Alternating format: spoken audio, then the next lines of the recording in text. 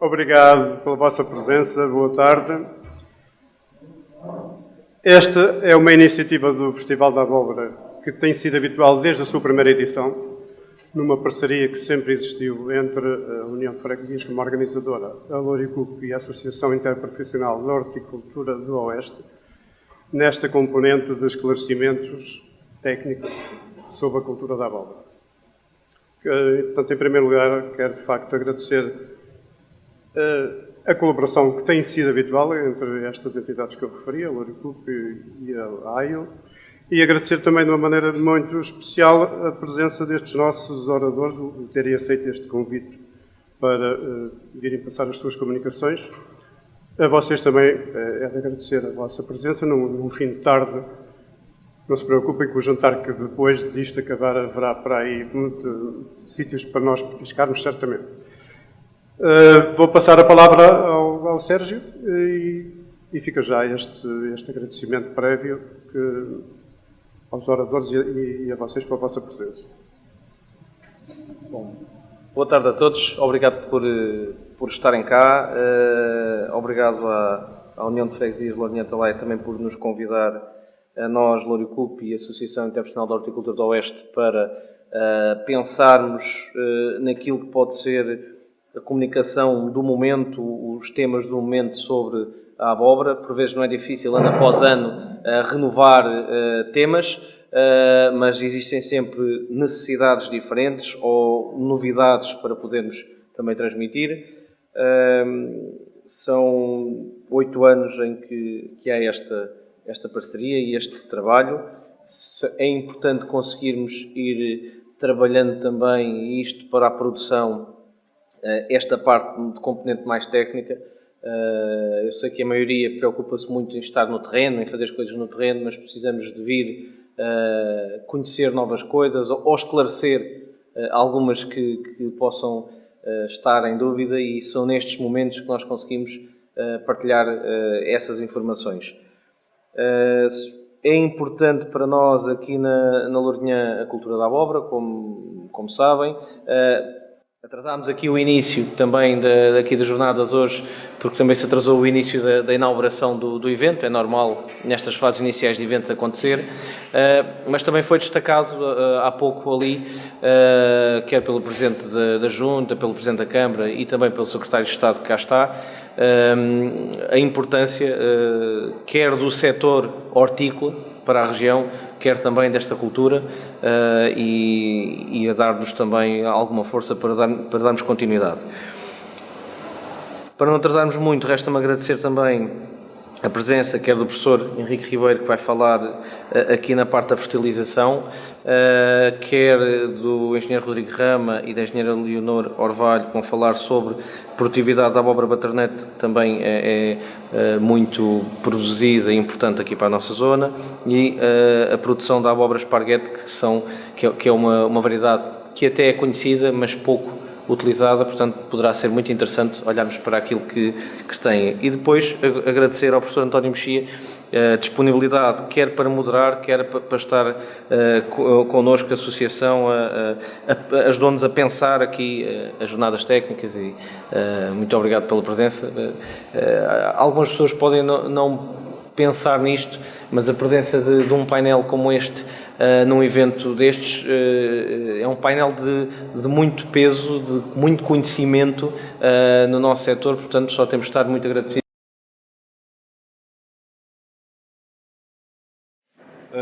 Muito boa tarde a todos. Antes de mais, queria agradecer o convite para estar presente nestas jornadas técnicas. Nós vamos ter aqui 3 intervenções, 2 intervenções de 2 especialistas na abóbora, que estão aqui do meu lado esquerdo, e a minha intervenção, que é de alguém que vem fazer uma apresentação mais teórica sobre a importância que os nutrientes têm, e tentando apresentar aqui ou sistematizar alguma da informação que existe relacionada com a fertilização, tentando encaminhar sempre a apresentação para o caso da abóbora. Antes de começar, queria agradecer de facto o convite, mais uma vez, e mostrar a disponibilidade para neste e noutro evento deste género colaborarmos aqui com as associações do setor aqui na região. Então, vamos começar pela fertilização, é o tema desta apresentação. Porque é que nós fertilizamos? De facto, qual é o objetivo da fertilização? De facto, quando fertilizamos, temos dois objetivos: corrigir o solo e, simultaneamente, fornecer nutrientes às plantas. Estes dois aspectos estão muito interligados, porque quando corrigimos o solo, muitas vezes o objetivo dessa correção é aumentar a disponibilidade dos nutrientes que existem nesse solo, e também muitas vezes quando fornecemos nutrientes, aplicando diferentes tipos de fertilizantes, para além de fornecer os nutrientes, afetamos também as características do solo corrigindo. E portanto há aqui uma ligação entre estes dois aspectos. A correção do solo basicamente incide normalmente sobre dois aspectos. Um é a acidez do solo, quando os solos são ácidos; a alcalinidade, quando os solos têm um pH elevado, é mais difícil de corrigir, mas de facto um dos aspectos a ter em conta e que está por trás desta correção é de facto corrigir o pH do solo e neste caso a faixa mais favorável em termos gerais para esta cultura andará ali à volta dos 6,5, 7,5. Outro aspecto é a matéria orgânica. De facto, a correção da matéria orgânica no solo é muito importante. De facto, esta cultura tem preferência, pelo menos é o que consta na bibliografia, e a vossa experiência, de certeza, será esta: solos férteis, bem drenados, e a matéria orgânica tem um efeito muito positivo nestes aspectos. Por outro lado, os nutrientes fornecer à planta normalmente dividem-se em dois grandes grupos: os macronutrientes, aqueles que as plantas precisam em maior quantidade, e os micronutrientes. Dentro dos macro, muito rapidamente, temos o azoto, o fósforo e o potássio, o conhecido NPK, e também o magnésio, o cálcio e o enxofre, que são elementos que ainda hoje se consideram secundários, porque vê-se na bibliografia, de um modo geral, a disponibilidade nos solos é suficiente para suprir as necessidades das plantas, mas de facto cada vez mais isso não é verdade e cada vez mais tem que fazer parte do plano de fertilização. Os micronutrientes, só para rever, há aqui um conjunto deles que no solo formam cationes, íons de carga positiva, o ferro, o cobre, o zinco e o manganês, e outros que no solo originam íons de carga negativa, cloro, boro e molibdênio. E de facto, fertilizar é fazer o que está aqui neste slide, portanto, corrigir o solo, sobretudo o pH e a matéria orgânica, e fornecer estes nutrientes às culturas quando o solo não tem capacidade para os disponibilizar de acordo com as necessidades. E de facto fazemos isso porque, penso que já devem ter visto esta imagem, de facto a produção que nós conseguimos obter com as nossas culturas é limitada pelo nutriente que se encontra em maior deficiência relativamente às necessidades. Neste exemplo temos ali o potássio, mas poderia ser um daqueles... andando para trás. Poderia ser um daqueles micronutrientes que as plantas até precisam em pequena quantidade, mas de facto, se ele não estiver disponível, é ele que vai condicionar a produção. E de facto, para termos um sucesso na produção vegetal, de facto temos que ter todos estes nutrientes e num correto equilíbrio entre eles. E rapidamente vamos falar um bocadinho em alguns deles, não em todos, mas naqueles que acabam por ser mais importantes ou aqueles que mais nos preocupam. O azoto, de facto, é o elemento que mais limita o crescimento e a produção das plantas. Ele faz parte de muitas estruturas, de muitas moléculas dentro da planta, destacando aqui os aminoácidos que fazem parte das proteínas. É importante para a clorofila, portanto, para termos fotossíntese, reguladores de crescimento. Há um grande número de moléculas orgânicas que têm azoto e daí a sua essencialidade. Os seus efeitos são sobretudo visíveis ao nível do crescimento vegetativo. Todos têm essa experiência. O azoto, quando aplicamos azoto, temos mais caules, mais folhas, mais biomassa, plantas com uma coloração verde até mais intensa. Por este motivo, quando temos deficiência de azoto, obviamente que as plantas são afetadas. De que forma? O seu crescimento é muito afetado. Plantas mais pequenas, folhas mais pequenas, um sistema radicular pouco desenvolvido Isto vai traduzir-se, obviamente, se temos menos folhas, temos menos fotossíntese, as folhas estão amarelas, não fotossintetizam tanto, temos baixas produções. Normalmente, em termos gerais, quando há carência de azoto, as plantas tentam a encurtar o seu ciclo para chegar o mais rapidamente possível ao fim do ciclo, o que tem inconvenientes tanto em termos de produção como, sobretudo, na qualidade. O azoto é um elemento que é muito móvel na planta e, portanto, as plantas têm a capacidade de o remobilizar das folhas mais velhas e levar para as folhas mais novas. Isso significa que, quando temos carência, a carência inicia-se normalmente pelas folhas mais velhas, ou na maior parte das situações, alastrando muitas vezes rapidamente a todas as folhas, mas o início é, de facto, pelas folhas mais velhas, que elas até podem se mexer.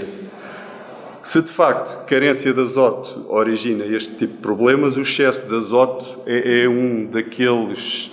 O azoto é um daqueles nutrientes que, em excesso, de facto, pode provocar também alguns problemas. E os problemas são relacionados com o excessivo crescimento vegetativo. As plantas desviam, de facto, tudo aquilo que produzem através da fotossíntese para a parte vegetativa, em detrimento daquilo que interessa em culturas como a abóbora, que é a floração e a frutificação. As folhas, há um atraso no surgimento das flores, e no caso da abóbora, nas flores femininas, e pode haver também esta situação de o copado ser de tal forma denso que os polinizadores têm dificuldade em encontrar as próprias flores. Também leva a um aumento do ciclo da cultura e um atraso na manutenção. Temos também problemas relacionados com o facto de termos folhas e calos muito grandes, mas muito finos, menos resistentes e, portanto, mais suscetíveis a pragas, a doenças, a baixas temperaturas, à seca. E, de um modo geral, o excesso de azoto, e isto é importante, sobretudo em culturas em que temos um fruto que é valorizado pela sua qualidade, uma redução muito acentuada da qualidade. Por um lado, temos a formação de compostos azotados de baixa massa molar, que, do ponto de vista da qualidade, não são grande coisa, entre aspas, nomeadamente o íon nitrato, entre outros compostos deste tipo, que levam a uma redução da qualidade. E também, no caso dos frutos, temos uma redução do teor de açúcares.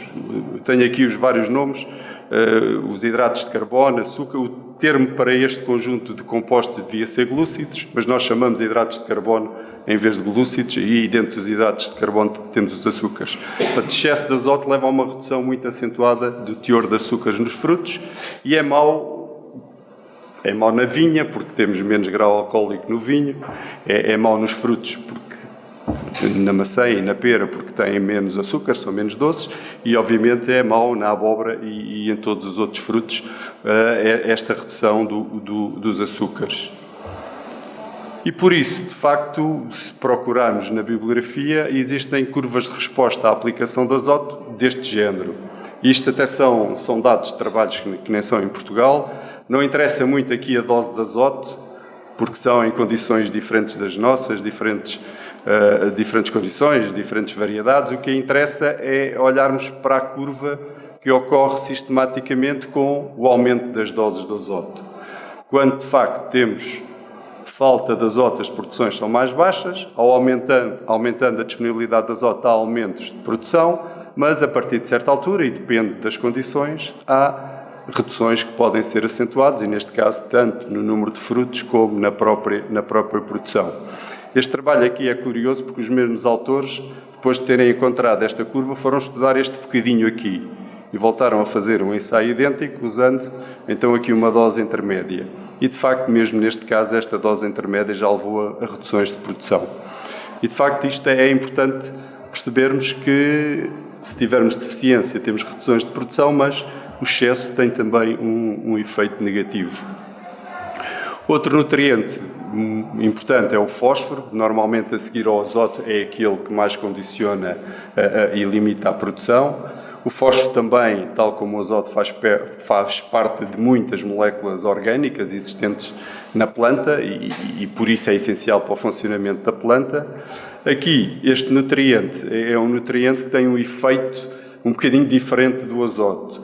Ele é muito importante para o desenvolvimento radicular, até é importante uma boa adubação na altura da instalação da cultura para promover o crescimento do sistema radicular. É muito importante para fenómenos que são cruciais em culturas como esta, que são a floração e a frutificação e a subsequente maturação.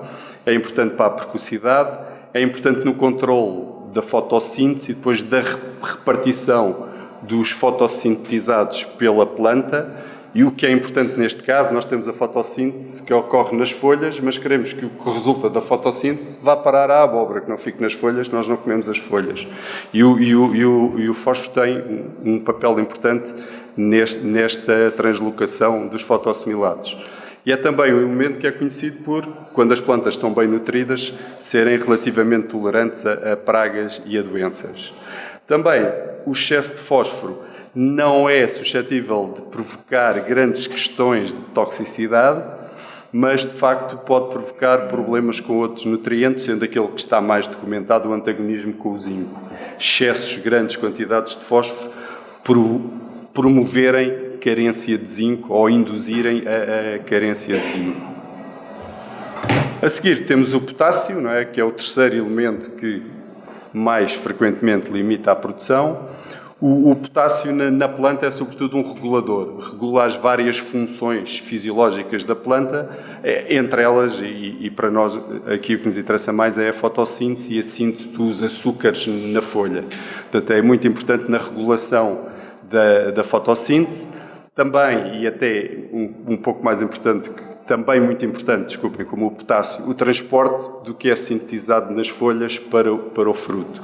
Este transporte, de facto, é condicionado e é promovido pela presença do potássio. Tenho aqui uma pequena imagem, onde está aqui uma maçã, podia estar muito bem uma abóbora. Eu não tenho muito jeito para desenho, tive que recorrer a um desenho de outro autor, mas de facto o potássio é muito importante neste transporte. Temos a folha formam-se os açúcares, nomeadamente a sacarose, que neste caso não nos faz falta nenhuma na folha, o que queremos é que ele seja transportado para o fruto.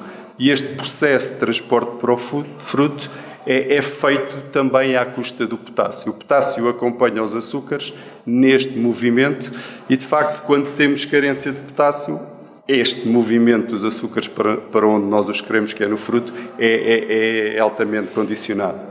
É também importante na abertura e fecho dos estomas. O potássio são fluxos de potássio que levam à abertura e fecho de estomas, e isso é muito importante quando a planta tem que regular a disponibilidade de água e, portanto, de facto, também neste aspecto relacionado com a disponibilidade de água, o potássio tem um efeito muito importante. Como resultado disto, o potássio é importantíssimo tanto para a produção, para a quantidade produzida, para a qualidade dos frutos, para a conservação dos próprios frutos e também para a capacidade das plantas se adaptarem a stresses.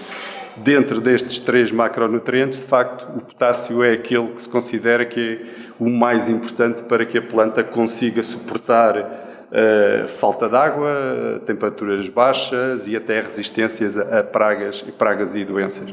É considerado por muita gente como o nutriente da qualidade, o potássio. Mas, novamente, todos estes nutrientes são importantes, está bem? Mas, de facto, o potássio, relativamente à qualidade, tem uma grande importância. As carências de potássio notam-se nas folhas. A figura nem a projeção não está muito bem, mas normalmente aqui por um amarelecimento da orla da folha, que depois, quando é mais intenso, acaba por afetar toda a folha. Mas isto é uma sintomatologia típica em grande parte das culturas, que é esta zona amarelada aqui à volta das folhas, que com a intensificação da carência acaba por se expandir para o interior da folha. Apesar de ser um elemento muito importante para a qualidade dos produtos, excesso de potássio também provoca problemas. E de facto, ao exagerarmos na fertilização com potássio, porque percebemos que ele é importante para a produção e para a qualidade dos produtos, podemos estar a provocar problemas com outros nutrientes. E de facto, aqui o problema do potássio é o antagonismo com outros íons também são essenciais para a planta e quando está em excesso a planta acaba por ter dificuldade em absorver os outros. Vulgarmente costumamos dizer há um bloqueio na absorção de uns nutrientes, neste caso de magnésio e cálcio, quando temos excesso de potássio. E este antagonismo funciona nos dois sentidos, pois quando chegarmos aos outros nutrientes vamos ver que de facto excesso de magnésio tem exatamente o mesmo efeito, dificulta a absorção de potássio. Portanto, é muito importante o equilíbrio na disponibilidade destes nutrientes. Excesso de potássio em solos que sejam relativamente arenosos e sem matéria orgânica também pode provocar situações de salinidade. O potássio, os adubos contendo potássio são salinos. O potássio os adubos que usamos, cloreto de potássio, sulfato de potássio ou mesmo adubos compostos contendo potássio são sais. E, portanto, grandes quantidades, sobretudo se os solos não têm capacidade de tirar estes iões, podem provocar problemas de salinidade e, portanto, é preciso ter cuidado nas quantidades. E, novamente, procuramos na bibliografia, aparecem frequentemente estudos em que o resultado da aplicação de potássio é o que está aqui. Não é? Aumentos das doses levam a aumentos de produção, mas doses mais intensas, de facto, há novamente um decréscimo de produção que resulta, sobretudo, destes antagonismos com outros iões. O cálcio é um elemento muito importante. O cálcio nas plantas é muito parecido com o cálcio connosco, não é? Nós, a partir de certa idade, começamos a ter que tomar cálcio por causa dos ossos. As plantas não têm ossos. E, portanto, mas o cálcio tem um efeito muito idêntico, que é muito importante para as paredes solares. Nas células das plantas, a parede da célula, a parede celular, funciona quase como o nosso esqueleto nos animais. E, de facto, também aqui nas plantas é muito importante para as paredes celulares e para a estabilidade das membranas. Portanto, de facto, uma boa nutrição, uma nutrição adequada em cálcio, acabamos por ter uma boa estrutura das plantas, uma maior resistência das células a ataques externos e é também muito importante na conservação dos frutos. Quando temos a formação de frutos, os frutos têm as células e se os queremos conservar, queremos que essas células mantenham a sua estabilidade durante um certo período de tempo que permita a conservação do fruto. E, de facto, acaba por ser um elemento bastante importante quando temos frutos que queremos conservar. O cálcio chega à planta, sobretudo, na água que a planta absorve e aqui neste movimento de água que ocorre desde a raiz até às folhas e que é promovido pela evaporação. Portanto, a evaporação da água a partir das folhas, nomeadamente a partir dos estomas das plantas, gera aqui um fluxo, uma corrente de água que traz os nutrientes que estão dissolvidos nessa água na solução do solo. E, de facto, para órgãos como as folhas, de facto, elas acabam por ser alimentadas pelo cálcio que vem nesta água que é absorvida pelas plantas e que acaba, grande parte dela, nas folhas para depois ser evaporada. Órgãos que transpirem pouco, como acontece com os frutos. Há uma maior dificuldade em o cálcio os atingir. E, sobretudo, porque no interior da planta o cálcio é pouco móvel. Portanto, dentro da planta, ao contrário, há bocadinho no azoto eu disse-vos que normalmente a carência começa pelas folhas mais velhas porque a planta consegue remobilizar o azoto para as folhas mais novas. O cálcio a planta não consegue. O cálcio, ao órgão que chega, ali fica.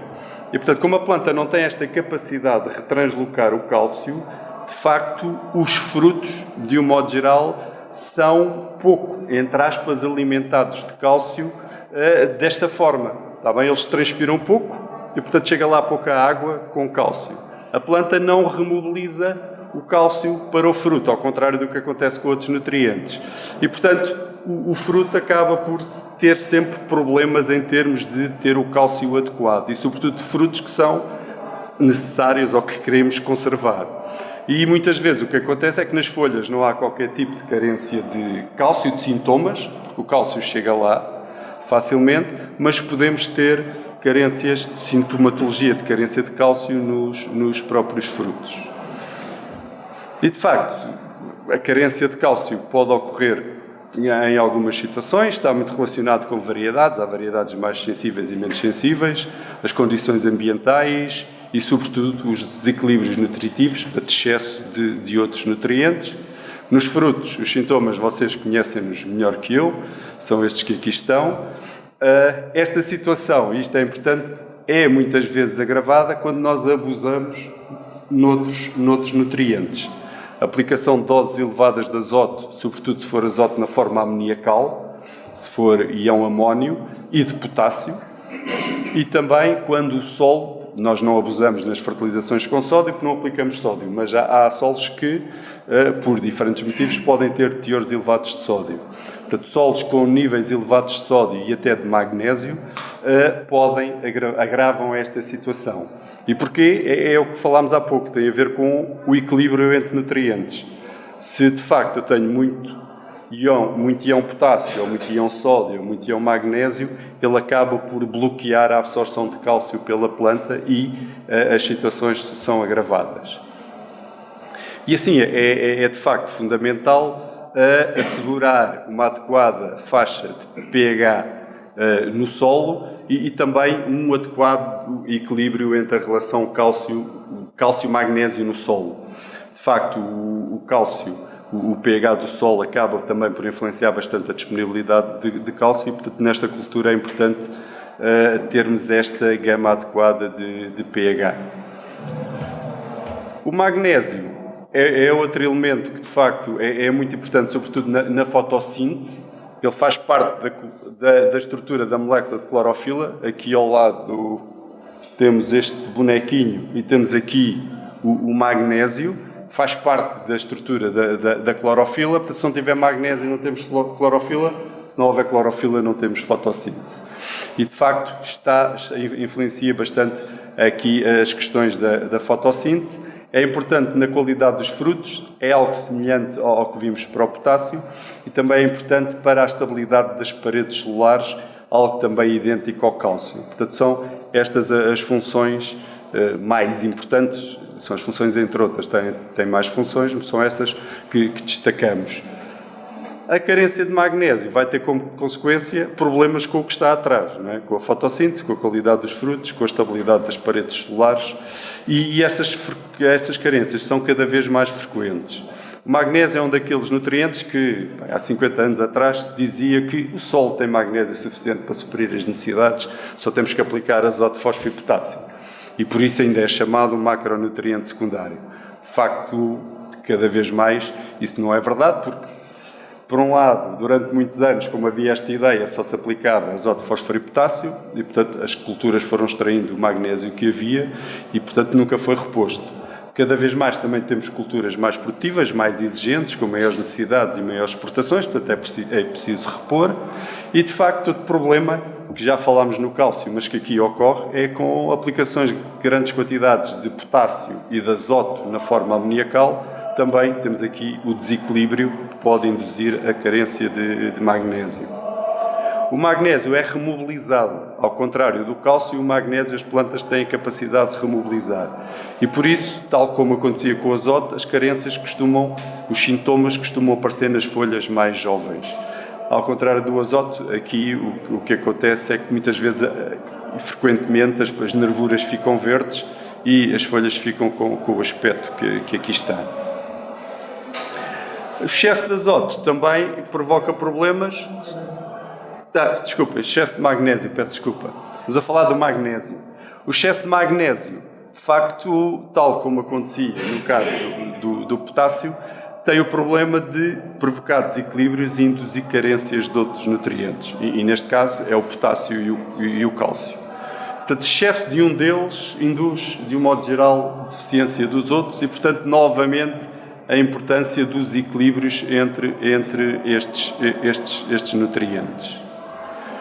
Depois, mais de uma forma relativamente rápida, só aqui outros nutrientes que podem ter alguma importância. O molibdênio, de facto, as curcubitáceas, de um modo geral, são relativamente sensíveis à carência, nomeadamente o melão.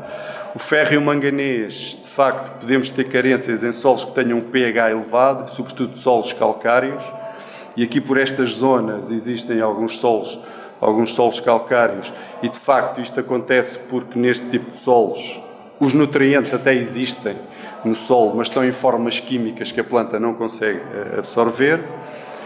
E outro nutriente que poderá ter alguma importância, não tanto nesta região, porque é o boro, uma vez que existe, por muito estranho que possa parecer, existe boro na água do mar, o mar tem boro.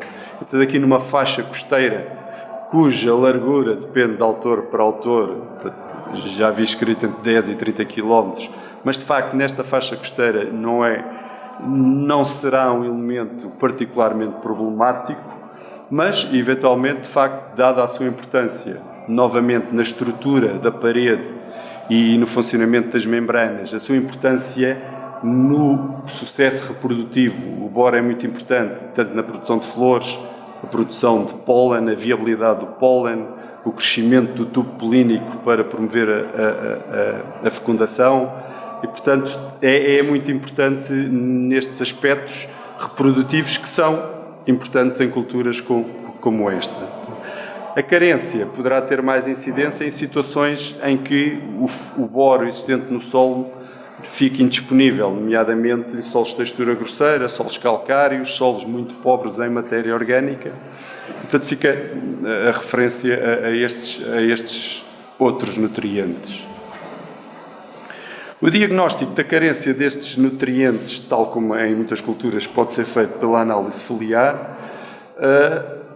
Este slide eu tive na dúvida se havia de apresentar ou não.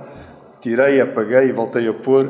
E porquê? Porque, de facto, a análise foliar é um meio diagnóstico para avaliarmos se temos ou não carências de nutrientes.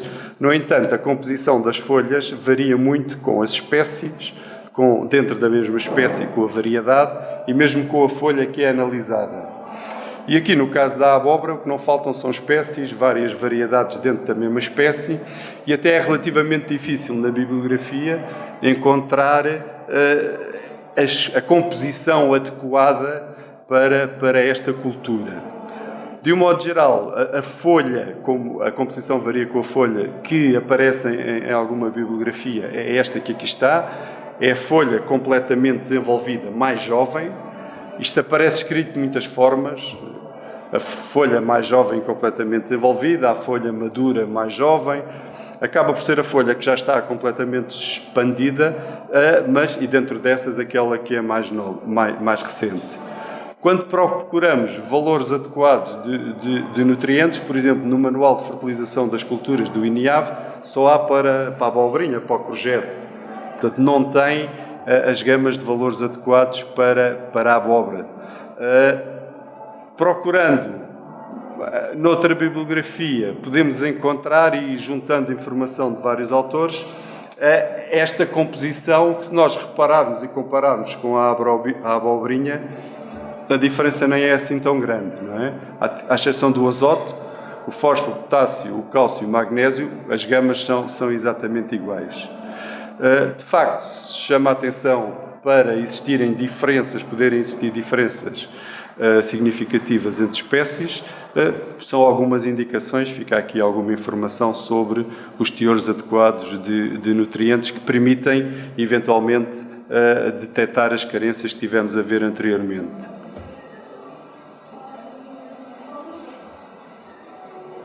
Eu não sei muito bem como é que estamos de tempo. Não sei se o professor Mexia está... Ninguém está a gerir o tempo. Portanto, nós começámos às 7 e qualquer coisa. Portanto, mais 5 minutos para mim. Oi, então... Isto está... Oi, então vá, muito rapidamente. 5 a 10 minutos. Então vamos acelerar isto rapidamente. As recomendações. De facto, nós... Temos em Portugal o Manual de Fertilização das Culturas, editado pelo INIAV, e de facto o que eu vou apresentar são basicamente as tabelas que estão nesse manual e explicar um bocadinho qual a lógica subjacente. E em 5 minutos vou ter que acelerar muito rapidamente. Uma das questões importantes nesta cultura é a correção mineral. Pode eventualmente nem ser muito problemático nesta zona específica, para os tipos de solos que aqui existem, mas de facto, sendo a faixa mais favorável à volta do 6,5, entre 6,5 e 7,5, se os solos forem ácidos, temos que os corrigir e é relativamente fácil, é aplicar calcário nas doses que são recomendadas pelo laboratório quando se faz a análise. Aqui há a questão de termos calcários só com cálcio e magnésio. De um modo geral, se os solos são ácidos, não têm nem muito cálcio nem muito magnésio, portanto, se possível, a utilização de calcários que tenham os dois nutrientes, dá a importância que os dois têm. Solos alcalinos, com pH maior que 7,5 e, sobretudo, se forem calcários, não há grande coisa a fazer. Se os solos forem calcários, não há grande possibilidade de baixar o pH destes solos. O facto de terem calcário, o calcário tamponiza o solo, dificulta muito a redução do pH.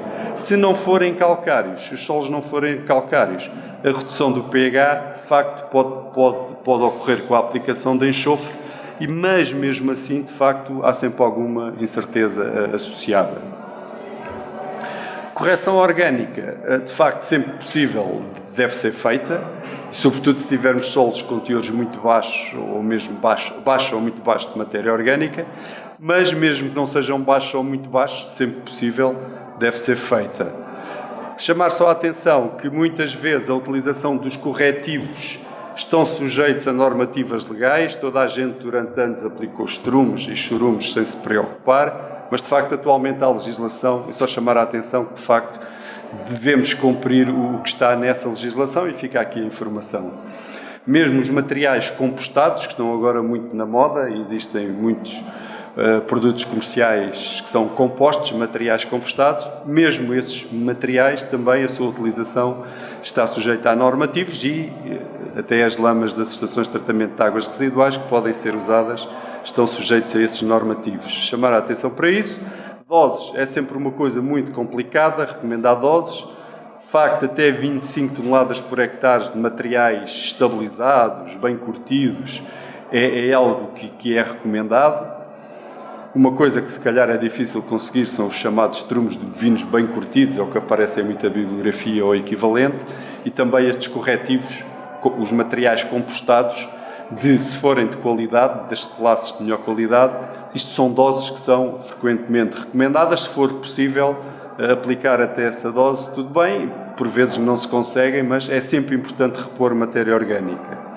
Há muito aqui na zona estrumes de aviários, e aí o que se recomenda é, à falta de conhecimento sobre os efeitos, usar doses mais baixas, porque são materiais, os estrumes de aviários, mais concentrados em nutrientes, com mais salinidade, mais cáusticos, e, portanto, as doses deverão ser inferiores. Também, novamente, a utilização de churumes e lamas de etar, reforçar a importância de cumprir a legislação. E outro aspecto importante, todos estes corretivos têm azoto e fósforo e potássio, e em quantidades muitas vezes elevadas. E as quantidades que são veiculadas devem ser contabilizadas na recomendação de fertilização. Portanto, as recomendações de fertilização, à quantidade que está prevista na recomendação de fertilização, o fósforo e o potássio veiculado aqui deve ser tido em conta. Relativamente ao azoto, no tal manual de fertilização das culturas, a recomendação é feita em função da produção esperada e as doses de azoto que são recomendadas são estas, portanto, entre 70 a 135 kg em função da produção. Também o azoto, a aplicação deve ser sempre fracionada e o próprio manual sugere fracionar metade a 1/3 em fundo e o resto em 2 ou 3 coberturas. Portanto, aqui, de facto, esta dose está relacionada com os gráficos que estivemos a ver anteriormente, que se nós aumentarmos as quantidades muito acima do que é recomendado, de facto, poderemos até ter um efeito negativo e não atingir a produção pretendida. No caso do azoto também, o Código das Boas Práticas Agrícolas aconselha aquela quantidade que tivemos a ver no quadro anterior, esta quantidade que é este N, seja descontado azoto proveniente de outras fontes, da água de rega, do solo e até o azoto que é estimado que vai ficar disponível a partir dos restos da cultura que foi feita anteriormente. E de facto há algumas culturas que deixam no terreno uma quantidade relativamente grande de biomassa que depois se vai mineralizar e vai libertar nutrientes. E, portanto, neste caso, devemos seguir, de facto, estas indicações que estão no Código das Boas Práticas Agrícolas. Nós não estamos numa zona vulnerável aqui, não é? Mas se alguém fizer abóbora na zona vulnerável, tem que ter atenção que para as zonas vulneráveis há legislação específica, nomeadamente esta portaria, e, portanto, as quantidades de azoto nestas zonas são inferiores. E, portanto, neste caso, no caso da abóbora, para uma produção de 40 toneladas, na zona vulnerável a recomendação são os 80 quilos e não andando aqui para trás os 90 que estão no manual. Só chamar a atenção, se alguém fizer na zona vulnerável, tem que estudar muito bem esta portaria. Fósforo e potássio, as recomendações são feitas em função da produção, mas neste caso também em função da disponibilidade de nutriente no solo. Portanto, é imprescindível fazer uma análise de terra e, de facto, o que temos no manual de fertilização é a recomendação em função da produção e o que temos aqui neste quadro, que muitas vezes algumas pessoas não têm alguma dificuldade em interpretar estes quadros. Este novo manual está um bocadinho melhor, o manual antigo era mais confuso, mas o que temos neste cabeçalho são os níveis de fósforo no solo e ali os níveis de potássio. Portanto, em função da produção e em função dos níveis no solo, a recomendação oficial, entre aspas, é a que é dada por esta tabela. O fósforo e o potássio normalmente são aplicados na altura da instalação da cultura, aplicados em fundo, de modo a ficarem bem incorporados na camada arável, onde vamos ter grande parte das raízes. É recomendado no manual que, de facto, desta quantidade, parte seja aplicada a lança em todo o terreno, mas uma fração seja aplicada de forma localizada. O magnésio, a mesma coisa, em função da produção e em função do resultado da análise ao solo. E, portanto, o que temos aqui é o nível de magnésio no solo, a respectiva classe de fertilidade. E, novamente, a recomendação é que seja feita tal como o fósforo e como o potássio. Relativamente ao cálcio, o manual não tem qualquer tipo de recomendação. Caso o cálcio se revele um problema em solos ácidos, de facto, a correção do pH aplicando calcário acaba por veicular cálcio.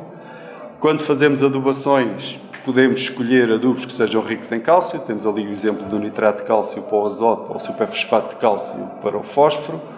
E as adubações foliares. Aqui, no caso das adubações foliares, só chamar a atenção que a planta não consegue retranslocar o cálcio da folha para o fruto. E, portanto, se eu fizer a aplicação foliar à folha, ele possivelmente não vai chegar ao fruto. E, portanto, no caso das adubações foliares, ter esse aspecto em conta. Temos que também adubar o próprio fruto. Solos que não sejam ácidos e que tenham teores baixos de cálcio, e acontece muitas vezes em solos com muito sódio, aqui aplicar calcário não será conveniente porque vai subir o pH e, portanto, nestes casos o que se recomenda é fazer a aplicação de gesso. O gesso é sulfato de cálcio e o sulfato de cálcio não afeta o pH, ao contrário do calcário, que é carbonato de cálcio, que faz subir o pH dos solos.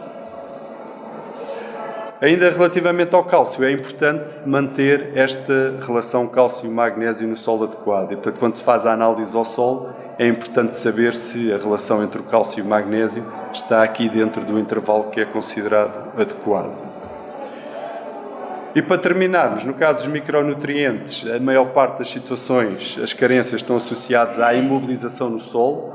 É o facto de as propriedades no solo, sobretudo quando temos solos com pH elevado, se aplicarmos o micronutriente ao solo, na maior parte das situações vai-lhe acontecer o que acontece ao micronutriente que já existia no solo. Portanto, ele não vai ficar indisponível. E, portanto, na maior parte das situações, de facto, a aplicação de matéria orgânica é muito importante nestas questões dos micronutrientes.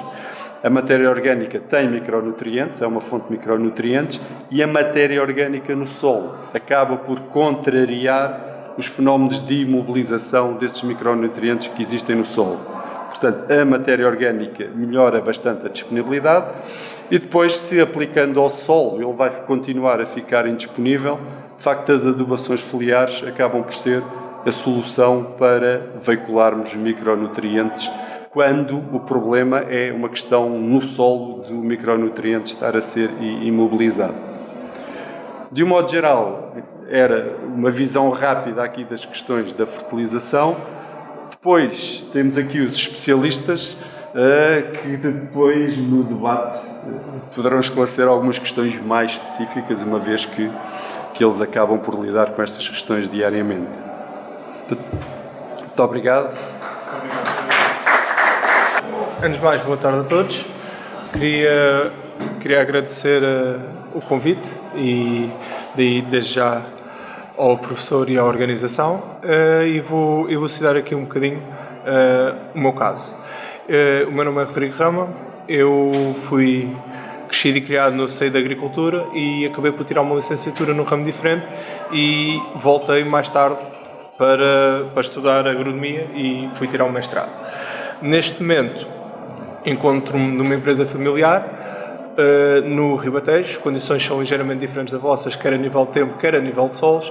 Temos, no caso da zona protegida, temos N situações que estamos a ter que cuidar, que são ligeiramente diferentes da vossa situação atual, mas atualmente temos 10 hectares em produção de abóbora e fazemos uma gestão junto com outra empresa com a qual trabalhamos, onde temos uma produção média de 1.500 toneladas ao ano.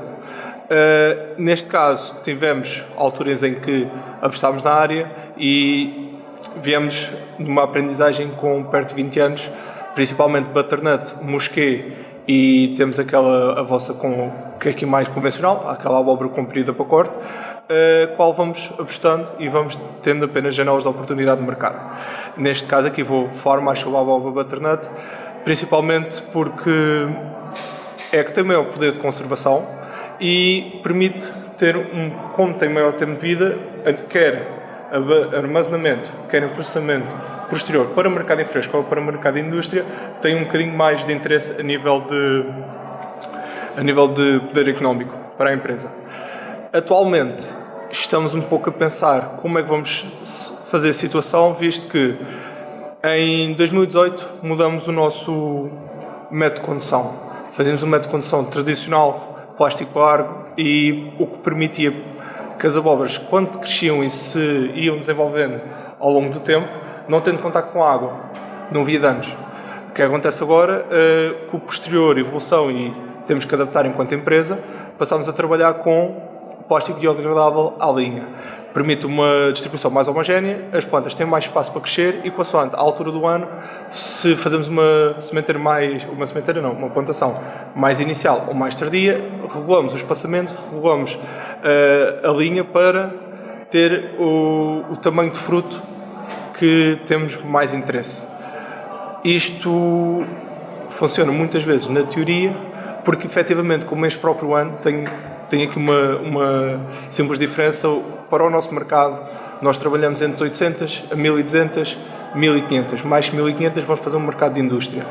Normalmente a nossa produção tem 1/3 mercado acima, porque o segundo set de frutos costuma ser sempre um fruto maior, fruto ligeiramente mais deformado, não tem tanto interesse comercial e acaba por ir para uma indústria onde fazemos um abastecimento mais constante. Só que a indústria tem um problema. A indústria é boa, mas paga menos. E no final de contas o que a gente nos interessa é a empresa ser rentável, a cultura ser rentável. E atualmente, com o ano que passou, o ano onde as cucurbitáceas tiveram mais vingamentos, eu noto, estou a acabar a nossa produção deste ano e, peço desculpa, queria só voltar atrás, para este ano, onde reduzimos ligeiramente a área, aumentámos a nossa produção, mas com a calibração que estou a ter 10% de abóboras que vão ter menos de 500 gramas. Abóboras que, no posterior, vão para armazenamento, quer na sede a quem nós vendemos, ou há caso pessoas têm armazém, e há sempre, quer a quebra associada à própria desidratação, quer a própria quebra de danos e outros problemas demais. E atualmente a indústria de fresco, se tem um toque, se tem uma rachadela, se tem um defeito, já não aceita como aceitava em anos anteriores. E uma coisa que era um processamento que não teria tanto problema, atualmente começa a ter mais dificuldade, quer nos fungos, quer em certas situações. Então temos de estar sempre numa adaptação constante. No ano de 2020, tivemos um ano em que, por exemplo, temos 520 tomadas de abóbora, mas devido a vírus dos quais, na altura que apareceu principalmente o vírus do mosaico marroquino da melancia, que afeta, que é o exemplo que temos ali, aparecem estas manchas que, em conservação, a 1 mês a 2, quando temos-as em armazém, vão apodrecer muito mais facilmente, apesar de, no caso da abóbora manteiga, quando apodrece o fruto, não passa para os outros, tem esse poder de conservação muito referente a aplicações de micronutrientes e cálcio na altura certa, que faz falta ao longo do ciclo, não apenas uma vez. Nós temos trabalhado várias vezes, já temos anos onde, por exemplo, eu trabalho com o meu tio, temos lado a lado, são 22 hectares, estão sempre juntos com a rotação. Ano sim, ano não, mudamos a parcela de sítio, não estamos a pôr abóbora sobre abóbora. Há sempre rotação e mesmo nas próprias posições alternamos com melões, melancias, nunca pôr mais 4 anos quase. Há sempre parcelas que podem ser sobrepor um pouco, mas vamos fazendo essa rotação. E o que acontece é, estamos lado a lado, mesmas condições, mesmas plantas, temos as plantas a vir no mesmo sítio e temos uma diferença muito grande. O meu tio mete micros em umas alturas, eu meto outras. E, efetivamente, este ano ele tem 25% de produção que está a deitar fora em lotes que estão a ser processados, que eu não tenho, e as abóboras estão lado a lado com as mesmas condições, tratamentos e o resto.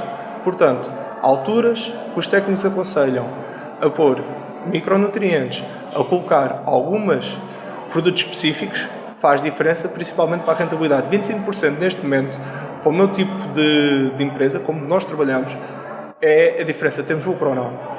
Quer no processamento, nós sabemos, a margem que em termos foi maior, já chegámos a trabalhar ao início, estas abóboras chegavam a ter um preço de 20, 22 cêntimos, estamos a falar há 15, 20 anos atrás, quando se começou a trabalhar, trabalhava-se de forma diferente, havia outros valores, mexia-se de outras formas, teve uma ligeira depreciação e agora, ok, está a convergir para mais, mas todos os fatores de produção e todas as outras coisas estão a levar mais dinheiro. A mão de obra para apanhar esta abóbora, principalmente porque, como a mosqueia, nós não devemos ter danos.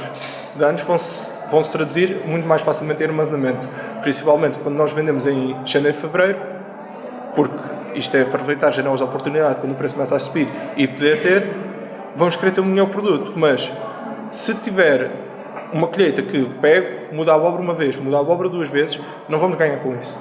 Então tentamos ter um armazenamento mais conciso, mas isso é preciso vasilhão. Então andamos aqui sempre numa dualidade que torna-se difícil enquanto empresa, enquanto logística. Na nossa zona, não sei o vosso caso, na nossa zona nós não temos mão de obra para trabalhar. Tivemos que adaptar. Em meados de 2015 tentámos trabalhar com uma passadeira, passámos a ter reboque de colheita, ter todo um maneio diferente, só que o problema continua a ser acondicionamento e a longo prazo ver como é que temos a resposta. Por fim, quando eu olho para os nossos principais desafios são, primeira, se vamos voltar, e este ano já equacionámos isto, nós temos dado ao ano o biodegradável para evitar e para atingir as metas europeias, vamos para o biodegradável para não estar a ter resíduos de plástico na exploração agrícola, que é o que eles pretendem. Acontece que com o biodegradável, todas as abóboras ficam na cama ou que têm tendência a ter umidade, e principalmente vocês aqui na zona devem ter esse caso, essas abóboras vão ter uma cama, vão ter uma depreciação. Para o mercado estrangeiro, neste momento, começam a não querer. E torna-se difícil, porque mesmo eu esta semana tenho estado a processar, eles processaram a minha quantidade de abóboras e disseram, olha, tem o refúgio, pode vir buscar. Surpresa minha que chego e tenho 10% em refúgio, onde muitas vezes são abóboras que têm calibre, não têm nada, não têm defeitos, são abóboras que podem ser armazenadas e vão estar 1 ano, e já tenho esta experiência de ter abóboras que 1 ano e meio em casa sem problema, e a única questão é, tem a cama e não vai ter apreciação. E depois, como foi um ano pequeno, o nosso peso médio por peça, que costuma ser na casa de 1,3 kg, 1,4 kg, baixou para 950 gramas. Tivemos mais peças, tínhamos muita potencialidade para ter maiores crescimentos, não foi o caso, e, dadas as variedades com que utilizámos, tivemos esse problema. Utilização de manta térmica, não sei, nas vossas condições, utilização de manta térmica, está aprovado que para no nosso caso, a primeira parte de abril, primeiras 2 semanas, vai potenciar, primeiro, maior crescimento vegetativo e um adiantamento para, se quisermos, apanhar mais cedo, e tem ali acessório um aumento do tamanho dos furos, principalmente na segunda furação. Nota-se, já experimentámos, qual é o problema? Tem um preço para grandes áreas, torna-se difícil e aí torna-se uma questão de opção. Ou plantamos mais tarde e vamos aproveitar, ou se quisermos apanhar uma janela de oportunidade, temos que fazer essa parte. A nível de fertilização, é andar um bocadinho à procura da variedade. Nós com os mosquês, temos Ariel e temos a outra variedade, não podemos dar o mesmo tratamento a todas. Cada uma vai ser tratada de uma forma diferente, sendo que na maioria dos casos nós trabalhamos com uma aplicação na linha. Se conseguirmos, torna-se difícil, mas onde fazemos a mobilização tem aplicação localizada na linha onde leva a abóbora. Uma linha singular, uma fita de rega, tem menos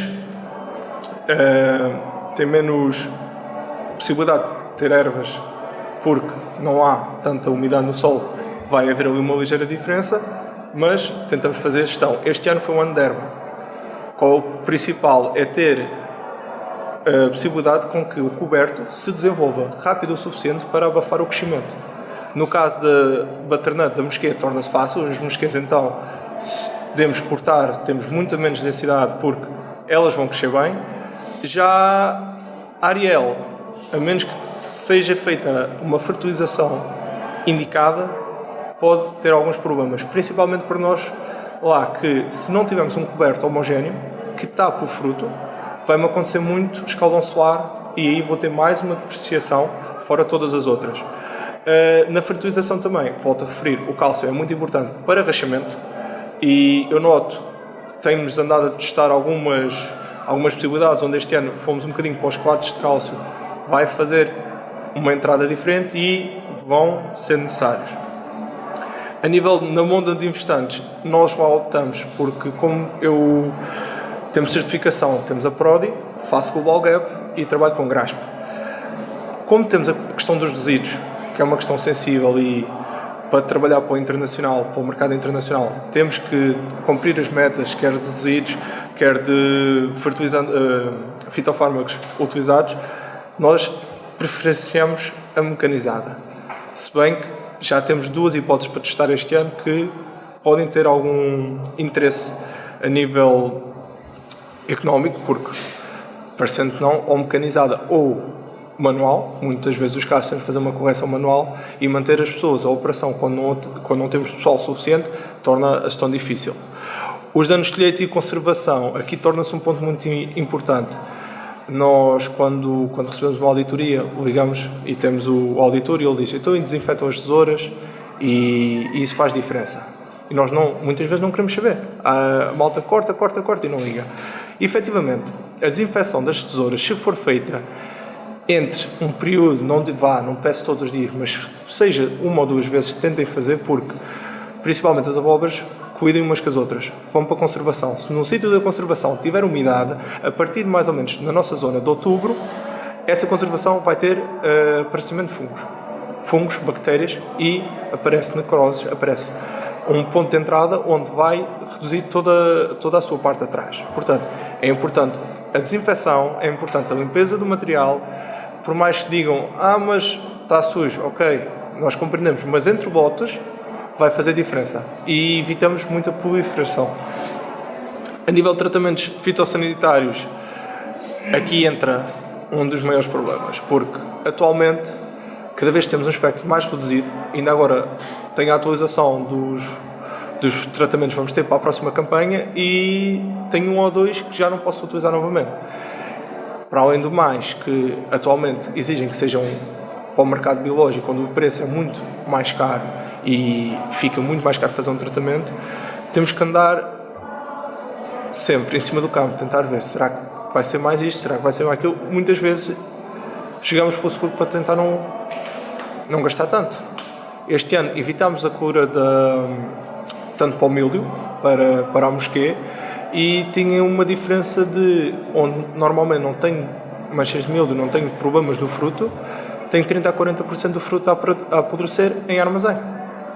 Uma coisa que podia ser, também foi um ano, não foi atípico, para a nossa zona a nível das chuvas naquela altura.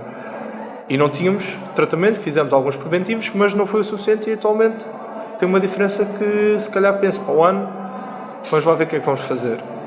A nível do armazenamento, há aqui uma coisa muito importante. As doses que vamos colocando dos micros faz a diferença dos micros e exposição solar. Se vamos ter desidratação ou não.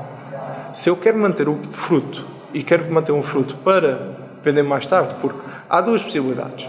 Há a possibilidade normal que nos apresentam, eu entrego o fruto ao nosso cliente e o cliente dá-me uma depreciação, 10%, 15%, o que for combinado, e paga-me um preço. E depois há também outra forma de trabalhar, se eles pagam-nos apenas o que for processado, mas o que for processado pode ser mais valorizado. Nós muitas vezes jogamos neste risco. É a preferência da gestão da empresa e isto é o caso da nossa forma como estamos a trabalhar. O que é que acontece? Aqui todo o panorama da empresa tem que ser virado para ter maior poder de conservação e garantir que vamos ter mais peso no final.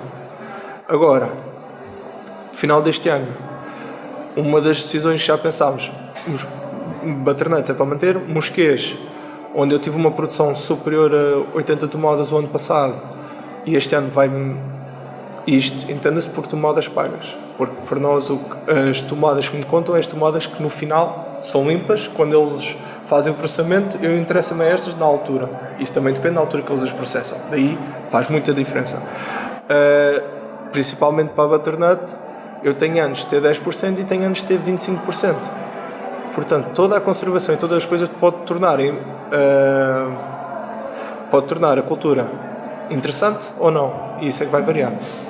Meus senhores, é uma coisa mais curta, está terminado e espero que tenham gostado. Muito obrigado.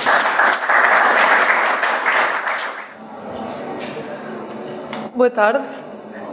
Queria começar por agradecer à organização e ao professor Mexia por me terem convidado para vir falar um bocado sobre este estudo que eu fiz, que foi a minha dissertação de final de curso.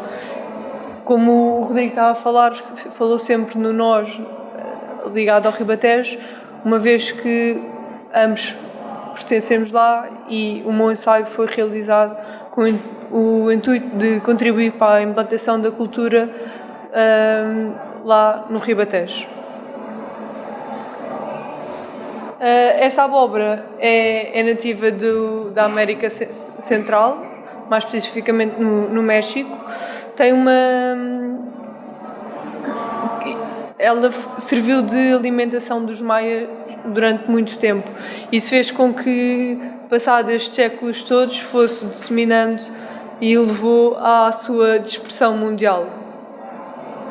A principal divergência morfológica entre as abóboras é o facto de se observar que esta tem uma forma assim mais oval, com uma casca amarelada ao invés das restantes. A imagem parece esticada, mas a abóbora é literalmente como se encontra.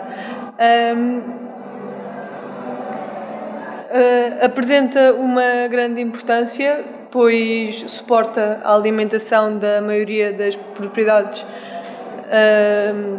das pequenas propriedades rurais.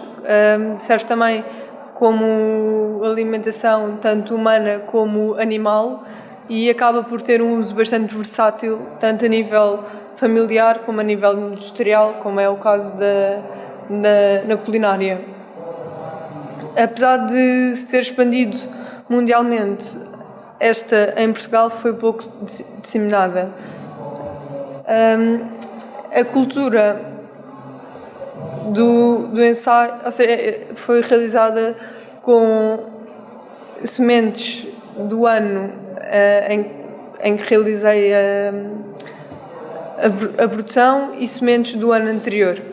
Isto para ver se haveria capacidade da abóbora ser implantada no Ribatejo e se haveria alguma vantagem em reutilizar as sementes da abóbora, ou seja, do fruto que eu tinha tido do ano anterior.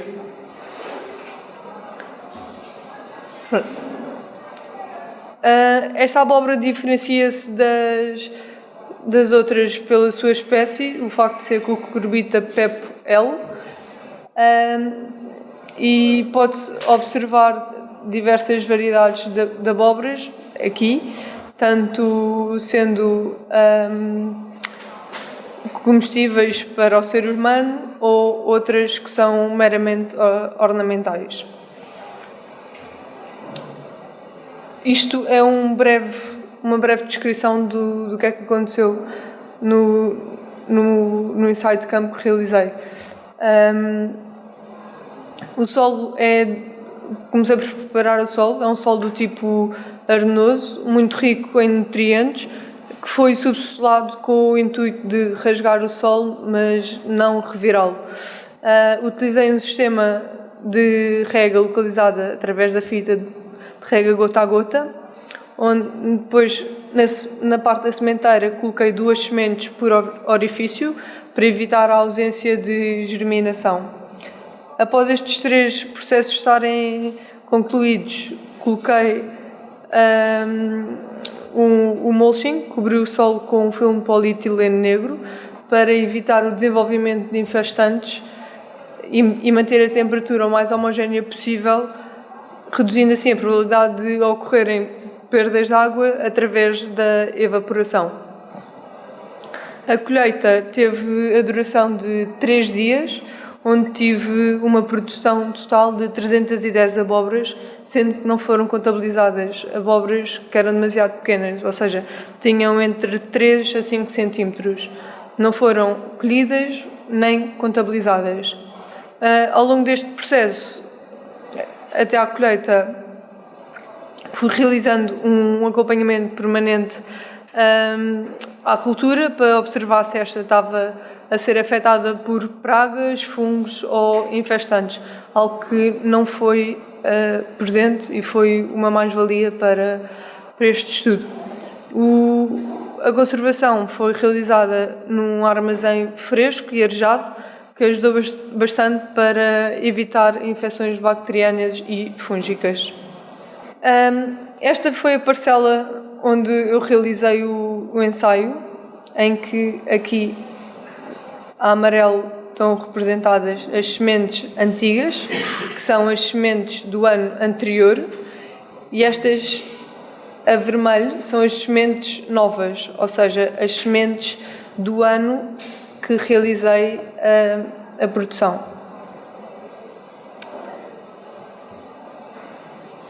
Quando se diz as únicas, quer dizer que nessa parte, porque a parcela foi dividida ao meio, para poder ter 2 novas e apenas uma antiga, e ter 2 antigas e apenas uma nova. Isto para quê? Para ver se a polinização iria interferir de algum modo com o facto de ter duas filas de sementes novas iria afetar as antigas, ou 2 antigas iriam afetar uma nova.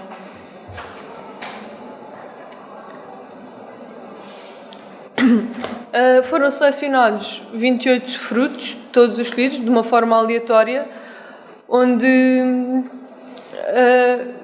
houve uma relação à origem do camalhão, se eram únicas ou duplas, como estava a referir há bocado, relativamente à parcela como estava na imagem anterior.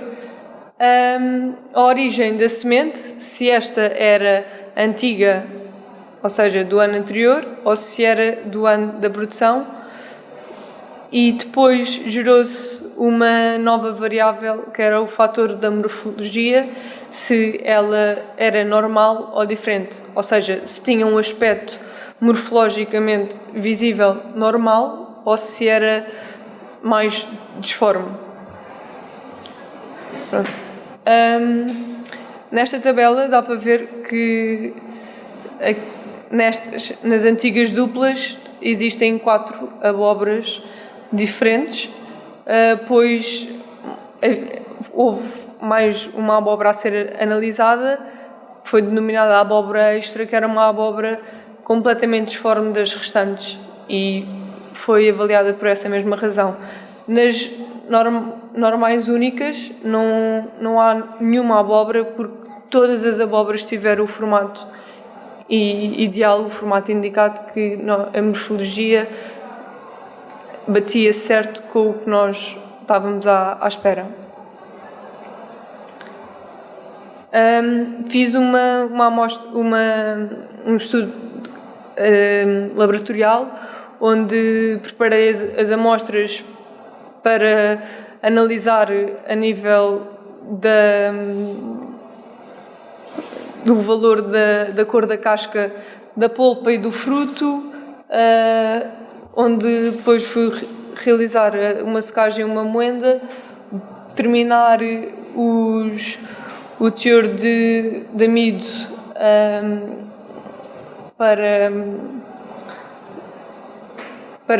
para ter em comparação com os valores de amidos tabulados da abóbora, e uma detecção colorimétrica para a medição do Brix.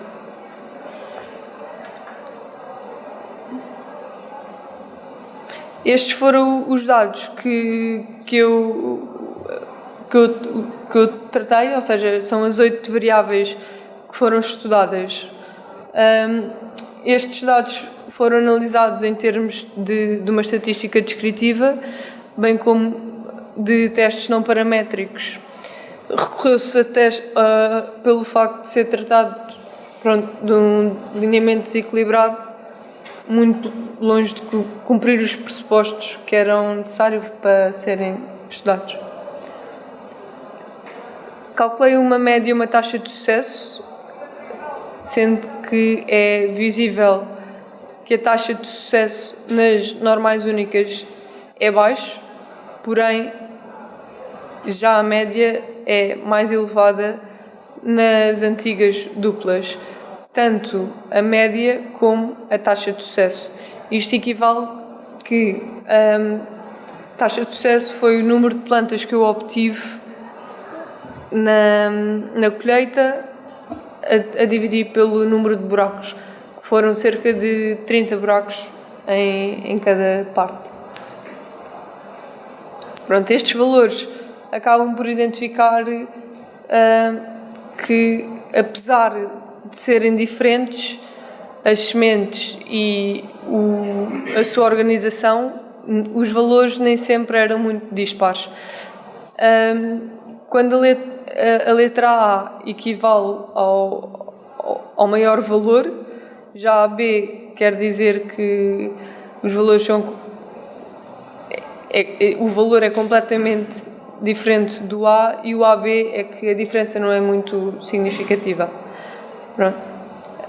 Estes valores no perímetro são mais heterogéneos, uma vez que possuem dimensões bastante dispares e acabavam por influenciar a massa dos frutos, como podemos ver aqui em baixo,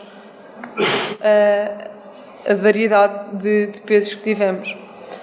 O perímetro foi calculado para ser uma ideia da volumetria média das abóboras. Já ao contrário do quadro anterior, aqui conseguimos encontrar apenas a letra A, uma vez que são todos valores com uma pequena diferença entre si, e podemos observar ainda que as abóboras provenientes das sementes AD apresentam uma maior dimensão, uma maior heterogeneidade, e o que leva a que esta modalidade seja menos favorável a nível comercial.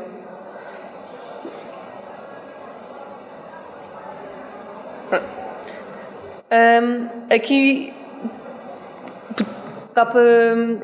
são 3 gráficos diferentes.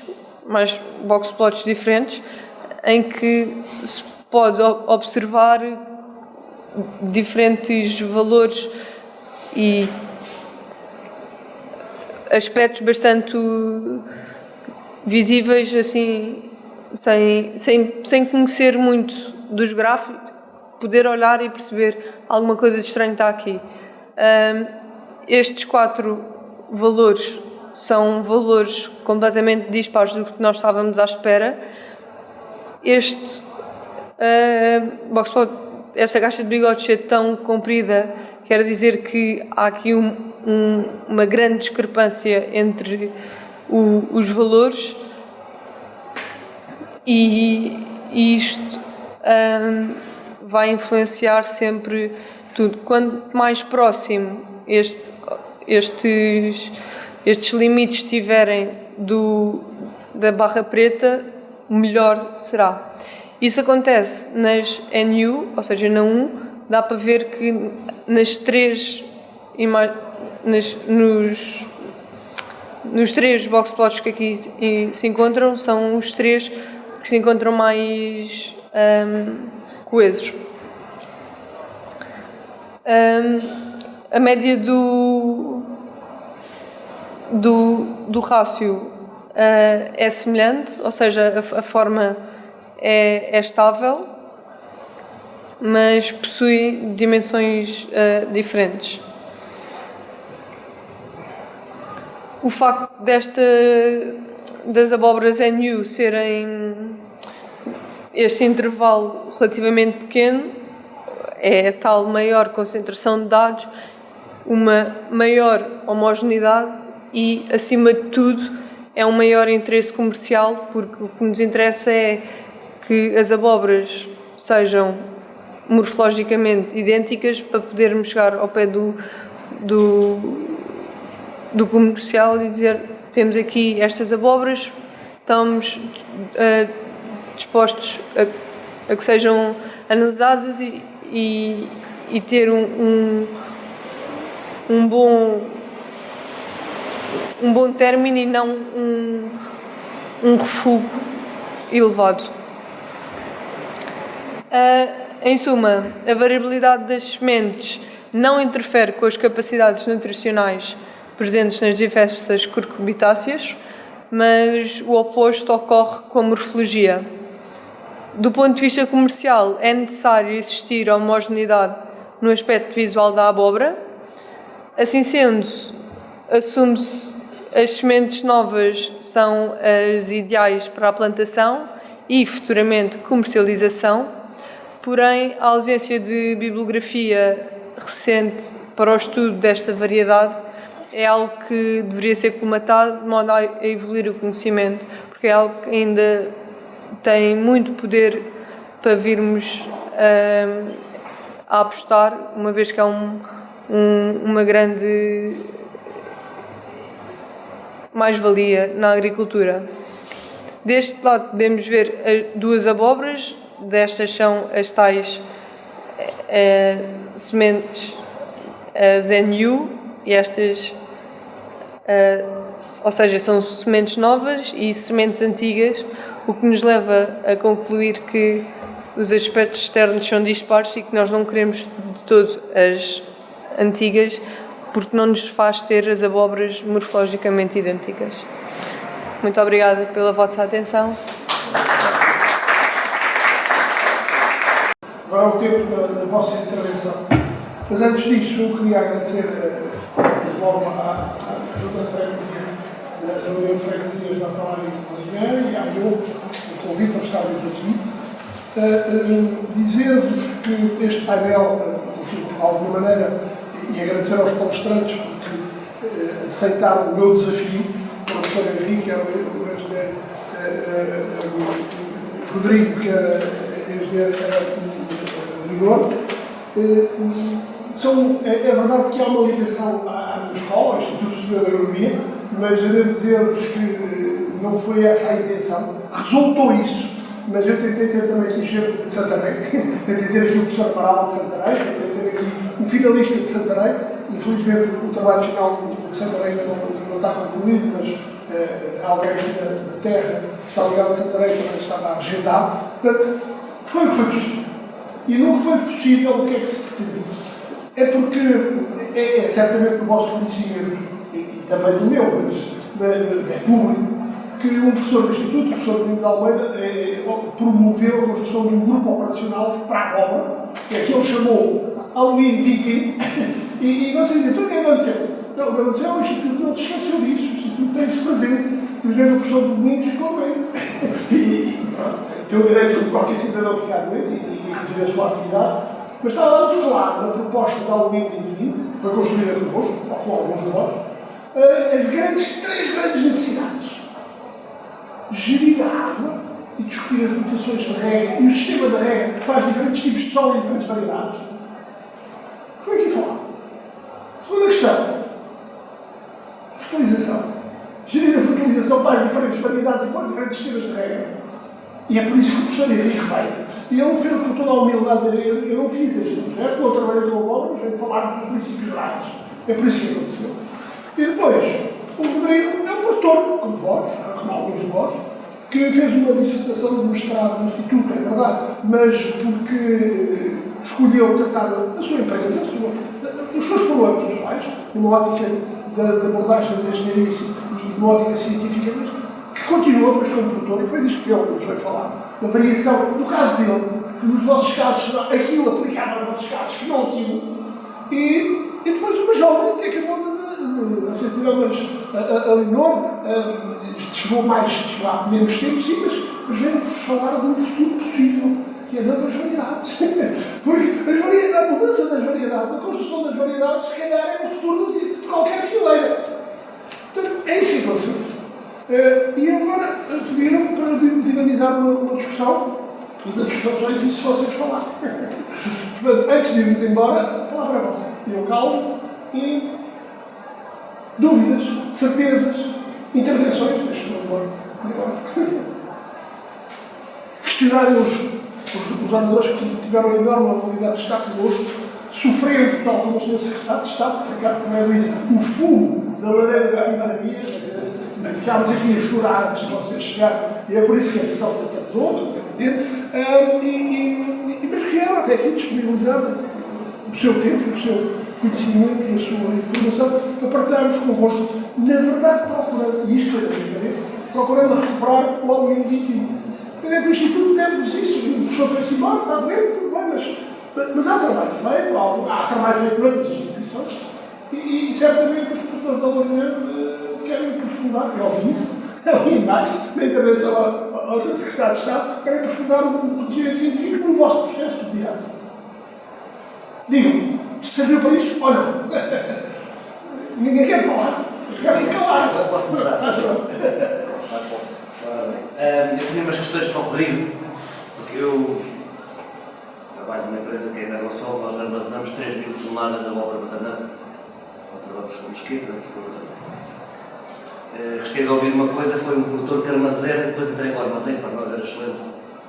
Não tínhamos problemas de qualidade, não tínhamos, eu vou fazer isto de uma forma assim, que sempre mais, não tínhamos problemas de qualidade, às vezes os produtores depois não assumem que meteram lá. Mas, eu sou filho de produtor e também produzo, ou seja, eu sei da produção, mas às vezes esquecemos um bocadinho que só é comercializado ou só se consegue pagar aquilo que se vende, não é? E tinha aqui umas perguntas, também tenho produtores do Ribatejo, trabalham para nós, do Oeste, eu como sou do Oeste, percebo muito do Oeste, acho que nós temos muito melhores condições para trabalhar em obras que o Ribatejo, mas isso vê-se no armazém. À parte disso, é a minha opinião pessoal, Paulo. Para dizer o seguinte, qual é a zona do Ribatejo? Posso saber? Sou de Alpiarça. Alpiarça. Tenho um produtor na zona de Vila Franca, que é um bom produtor também. Acaba ser um bocadinho diferente a nível principalmente de sol e tudo. Sim. São excelentes produtores, olha, dos Ribatejo. Nós, quando no Oeste vamos ao Ribatejo, perguntamos o que é que andamos aqui no Oeste às vezes a fazer, né? Porque aquilo de dimensão e a escala é outra. Mas eles não estão a 20 km do mar, e só vimos foi Henrique. E queria fazer uma pergunta ao Henrique, que era, primeira questão, vocês fazem duas colheitas ou fazem só uma colheita? Eu vou ser sincero. No âmbito da minha empresa, eu prefiro, por experiência própria, fazer uma colheita. Espero que a maturação esteja 70% ou 80%. Se for necessário colocar um bocadinho mais de, seja adubo, seja de algo que eu preciso para fazer continuação, e entro de uma forma, porque quando plantas vai ser destrutivo. Eu apanho em média 20 tomadas por dia, com a passadeira, 5 homens no chão, eu lá em cima do bloco, a fazer colocação. Conclusão. Eu olho para o que eu tenho, eu prefiro aguentar uma semana ou duas e entrar, quando ela está no ponto ótimo, quando não vais apanhar abóboras que estão ainda bem verdes, essas, no último caso, deixas para trás e vais para a segunda volta, mas tens um problema. Nós, em 2018, deixámos de fazer as ruas. Portanto, passámos a fazer coberto, uniforme, o espaçamento dentro da linha, varia de sítio, há pessoas que metem 1,90 m, há pessoas que metem 2 metros, já vi um bocadinho ali tudo. Eu trabalho a 1,90 m por causa das mangueiras de rega da área, se aquilo dando para a língua. É sinceramente isso. E eu evito curar. Eu faço as curas, o carreiro de cura é um sítio onde, se eu tenho que analisar bem se vale a pena entrar, uma vez que naquele carreiro houve crescimento, eu vou estar a entrar para curar. Sim, entro quando necessário, mas não muito mais que isso, porque senão vou estar destruído. O que acontece? Eu vou iniciar o campo, vou fazer colheita. Não é 20 anos, porque atualmente trabalhamos com indianos ou com quem queira trabalhar, mas tens de te adaptar ao tempo, e aquilo é meramente destrutivo. Há a possibilidade de tentar reaproveitar essa plantação. Eu, no caso das mosqueiras, no final de fazer a primeira colheita, tento ir buscar novamente as plantas. Eu trabalho com boas acumulacias há mais anos ainda, e nós voltamos a continuar. Conseguimos fazer 2, 3 colheitas. No caso do mosquito, consegues fazer isso. Qualidade baixa, porque ainda vais ter os mesmos nutrientes todos presentes. A planta não vai estar tão equilibrada, mas podemos tentar. E efetivamente já tive há 2 anos, portanto, na festa que a campanha passada, eu fiz uma segunda colheita das mosqueiras, normalmente 20 tomadas. Dá alguma coisa, mas para isso não podes destruir. Muitas vezes o que acontece é, se fizeres uma colheita destrutiva, ou no vosso caso, que a cama praticamente seca, e nós lá temos o coberto muito maior, eu tenho o coberto do batamento, normalmente, respeita os bancos. É exagerado. Excesso de azoto, o azoto de vez em quando cresce mais, e aí depende do equilíbrio. Eu estou a fazer essa pergunta porque, como falaste, que apanham abóboras em outubro, e para nós a abóbora é uma cultura de verão, e às vezes o ribatejo tem este problema, que é primeiro vem o tomate e o pimento, depois as abóboras fica para o fim. E as abóboras, depois de apanharem chuva ou umidade à noite, há muita precipitação oculta, também no ribatejo, nessa altura. A conservação é calamitosa. Não tem. Há uma diferença enorme. E outra dessa pergunta, por causa das duas colheitas, porque a segunda colheita normalmente, toda a não tens o mesmo. A conservação é terrível, é calamitoso. Porque também muitas vezes, quando se faz a primeira apanha, extrai-se, pisa-se abóboras que não vêm, depois fazem uma maturação que não é. Mas essas idealmente não colocas, que é o problema depois da segunda apanha. Há muita tendência de apanhar em tudo. Eu faço uma pré-seleção. Isto calha-me a mim, enquanto agricultor pequenino, eu tenho esse trabalho. No seio de família, trabalho com 3 pessoas. Sou eu, meu pai e a minha mãe. E faço 75 hectares. Fazemos a gestão toda por nós. E isto acaba por ser uma coisa mais familiar, mas o controle todo das equipas passa por mim. O controle da maior parte da colheita, tenho esse trabalho, sai-me do corpo, mas tenho essa situação. Eu não posso estar a colher abóboras que não estão maduras, daí eu evito tentar entrar a primeira vez, a menos que o campo compense para a entrada. Se o campo não compensar para a entrada, estar a fazer essa colheita, parte chata, a partir do momento que trabalhamos com uma maior quantidade de adubo, ou para ter as produções que nós temos, vai estar a atrasar a colheita. Então nós normalmente, um ano padrão, começa a colheita a dia 8. Se as equipas forem constantes, por norma, primeira semana de dezembro eu tenho as que estão colhida. O que acontece muitas vezes? As equipas falham um elemento, falha 2, baixas a produção, baixas a taxa de apanhar, e então muitas vezes chegamos a outubro. No nosso caso, nós não temos tomate, nós tentamos focar para o tempo. Mas isso acontece, eu sei que o caso que ele está a falar é muito isso. Há muita malta que uns para o tomate ali, sei quem fazia e fazem a mesma coisa. Que chegam ao tomate, deixam lá estar as abóboras, a gente depois volta a elas e vamos trabalhar no tomate. Mas há uma coisa ali que também se nota, tem muito a ver com a gestão que eles fazem quer de micros, quer de cálcio, quer de outros nutrientes, postos na altura certa, aguenta um bocadinho mais em armazém. E o tipo de armazém? Temos ali, fizemos um bocado em casa, porque é uma coisa simples nossa, mais pequena. Temos o armazém em telha de sanduíche isolado, com alvenaria e feito todo por fora. Estando uma vez cheio, fechado, se eu não mexer nele, ele aguenta 2 ou 3 meses. Se ele estiver mexado, não mexer, a partir do momento que eu abro a porta, sei o que acontece.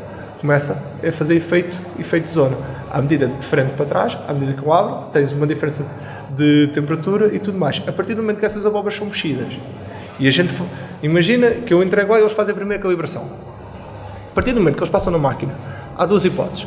Fazem uma lavagem a seco ou foi a água. Se eles estiverem muito sujos, metem-os dentro de água. Se eles meterem dentro de água, dura uma semana. Há uma abóbora que leva um toque no processamento, 1 semana e meia. Chega um carro que vai para a Inglaterra, se não tiver os micros e tudo mais, aquilo apodrece. A gente sabe. Os pés negros é a mesma coisa. Pode estar perfeito. Se mexerem e fizerem a primeira vez de processamento, é lógico que aquilo vai acontecer. E eu sei que, enquanto produtor, porque acompanho essa realidade com a empresa com quem trabalho, eu sei que quando a gente começa a mexer, e porque eles não querem sempre, aqui do caso, a proteger um bocadinho mais enquanto a empresa compra, eles não querem sempre o mesmo tamanho. Há alturas que eu sei muito bem que vende-se mais um tamanho, há alturas que vendes maior, há alturas que vais vender as mais pequenas. Eu sei muitas vezes, eles dizem, olha, as tuas mais pequenas se calhar vão ser vendidas lá para dezembro. E eles processaram-as em agosto. E eu sei que dessas que lá foram processadas não vai ser igual. Portanto, torna-se um bocado, é um produto que sim, pode ter apreciação, mas também enquanto empresa, que nós não sabemos o que é que o mercado quer, porque o ano passado eles disseram à gente, bem, a gente para o ano quero 12 peças de uma caixa de 10 kg e aquilo é que é bom e vamos manter este nível. Eles, se calhar, chegam este ano e dizem, bem, afinal, o ano foi ingrato, o tamanho é mais pequeno, afinal a gente quer é grandes. E nós encurtámos o nosso espaçamento, mexemos o espaçamento da linha para ter abóboras mais pequenas. Já há 8 anos que eu vou estudar isso e ainda cheguei a conclusão nenhuma. Boa sorte, como é que consegues? Não, a gente no mercado, eu sou a favor de uma coisa. A distância muitas vezes tem a ver com as polinizações, com os climas, com a altura não há relação causa-efeito. No nosso caso, que eu consigo ter mais ou menos acompanhamento com as temperaturas e como tenho a sonda faço acompanhamento, noto 2 coisas. Primeiro, tudo o que é plantações antes do 15 de abril, já esquecemos. As plantas têm tendência a ter, como não vamos pôr manta térmica, as plantas vão ter frutos mais pequenos e a segunda vingação tem tendência a ser mais pequena. O que é que me interessa a mim enquanto empresa? Interessa-me ter toneladas e que as peças tenham um tamanho ligeiramente maior. Porquê? Rentabilidade a apanhar. Eu tenho uma colheita que chega a ter 20 toneladas por dia e quando sei que as peças sobem ligeiramente 200 gramas, essas 200 gramas de peso médio faz com que eles apanhem 22 ou 23. Ao final eu trabalho 5 a 6 semanas a colher, aquelas 4 ou 5 toneladas por dia compensam muito mais. E se aquilo der a mesma produção ao hectare, eu tenho preferência por ser ligeiramente maior. Quer depois toda a outra logística para a própria empresa que vai fazer a seguir a venda, compensa. É lógico que eles todos querem tamanhos uniformes. A gente não consegue acertar nos tamanhos deles. Então temos que encontrar um ótimo que seja agradável, quer para quem está a trabalhar, quer para quem está a comprar as nossas coisas. É lógico que se eu trabalhar, por exemplo, como alguns trabalhavam e deram um bocado de tarefa no nosso mercado, que era, malta vendia para a indústria e vendia as pequenas que sobrava ou desbarate para o fresh. Daí quando eu disse a diferença dos preços, houve uma altura que o preço até estava estável, estava um bocadinho superior e depois chegou a malta que fazia para a Molis e para outro tipo de equipas que só queriam abóboras com mais de 1,5 kg, então tudo o que era abaixo para mim era mais valorizado, eles vendiam ao desbarato. Porquê? A Molis garantia um preço, eles já tinham uma produção ganha, o que fosse para baixo logo se vê, já era lucro. O que é que acontece? O mercado da malta que trabalhava para frescos, se eu chegar ao vosso mercado e disser, olha, tenho aqui aquilo, é um subproduto, aquilo não me interessa, vou vender ao desbarato. É o que os espanhóis fazem cá com a fruta. Mas pronto, isso são pequenos negócios que por nós afetam mais. Aí está a questão. Nós temos que adaptar para trabalhar em sociedade. Tem que ser bom para nós, tem que ser bom para quem trabalha connosco. Ao mesmo tempo, é muito difícil de agradar o mercado, mas tentamos. Mais questões? porque nós tentámos conter esta conversa com questões técnicas, vocês estão a querer puxar tudo para o mercado.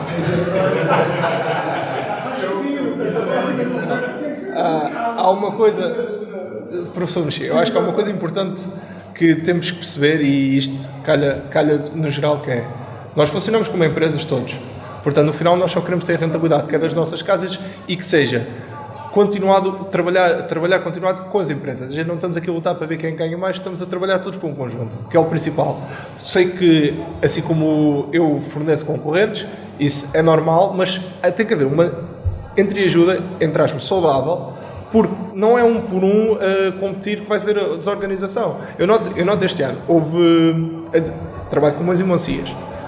Os alentejanos, em parte, começaram-se a associar mais em grupos e conseguiram controlar muito mais o preço. A partir do momento que conseguiram partilhar alguma informação mínima entre eles, fizeram convergir o preço, que para mim, que já foi uma zona importante, a Alpiarça neste momento deixou de existir. Somos 2 ou 3 produtores que trabalham, o resto considero amadores porque não fazem mais de meio hectare. É uma coisa só por lúdico. Consegui beneficiar da organização que eles tiveram em baixo, permitiram um preço muito mais agradável e muito mais sustentável, onde todos lucramos, e pode ser uma coisa boa. Agora, sim, vamos ter competição porque vendemos para os mesmos mercados, compreendo, mas há espaço para ter trabalho. Neste momento, Espanha, o sul de Espanha, está com problemas de água.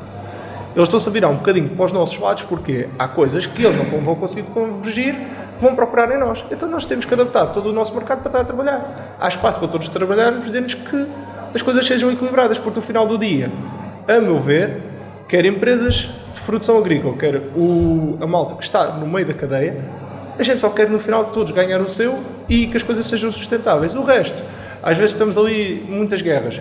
Não vale a pena comprar guerras quando conseguimos todos trabalhar dentro da mesma área, desde que sejamos honestos com todos. Acho que isso não faz, mas isto é a minha forma de visão. Sei que nem toda a gente compartilha e são menos diferentes. Obrigado, Rodrigo. Eu agradeço ao Rodrigo. A forma que eu vejo os tomates é claro que estamos a falar da bola, não é? Vamos olhar para os vizinhos. Mas agora, a produção de tomate em Portugal são 80 anos de história. A primeira grande mudança, a grande mudança saltou de essa grande, já ninguém quer. Para a gente, esta variedade todos os anos. Ninguém já quer saber de variedades. Eu não falo de primeira mudança. A grande mudança foi a mecanização. Foi enorme mudança, mas não foi a maior. A maior, verdade, foi a fita de regra. Foi a mudança do sistema de regra. Foi a mudança da oferta de regra. Mas continua a haver grandes mudanças de máquinas. A última, sabe qual foi? A organização da Associação de Agrupamentos de Produtores. A última grande mudança de máquinas que fez isto, o Rodrigo Carlos, que é questão dos preços, criou políticas públicas de garantia de preços ou de financiamentos públicos. Que o pessoal sempre não consegue isso. Os Estados Unidos não conseguem negociá-las ou renegociá-las para acabar em 2013 e ainda pode ser paga. Essa diferença se chama-se regulamentos da agricultura. É isto. Ela tem se calhar para todos os fileiros, mas se queremos ter uma fileira boa, agressiva e organizada, sem ser a da Atalaia, sem ser a do Oliveira, sem ser a de São Marcos do Governo dos Galegos, sem ser a da Alpiar, sem a fileira lá. Não.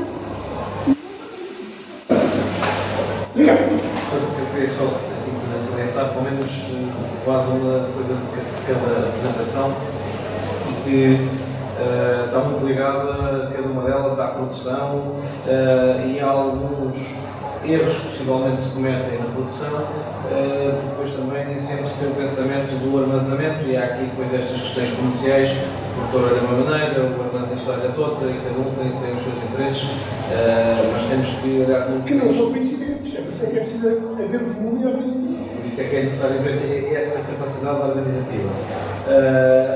A apresentação do professor foi muito importante nesta questão da fertilização e ver